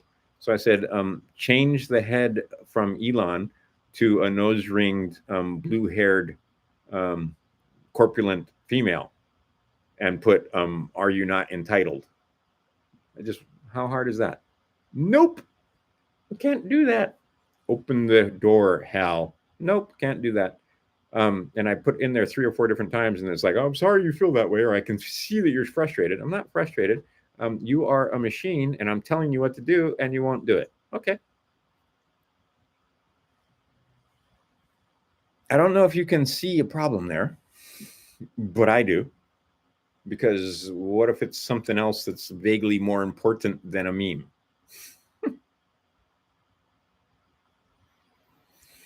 Anyway, I agree with the woman. It's been 3 hours. Time to quit. And I didn't even get to everything I wanted to get to because I was just rambling and talking story. And I'm pretty sure this video is going to get pulled down. So anyway, Crime Stoppers, educate self, educate others.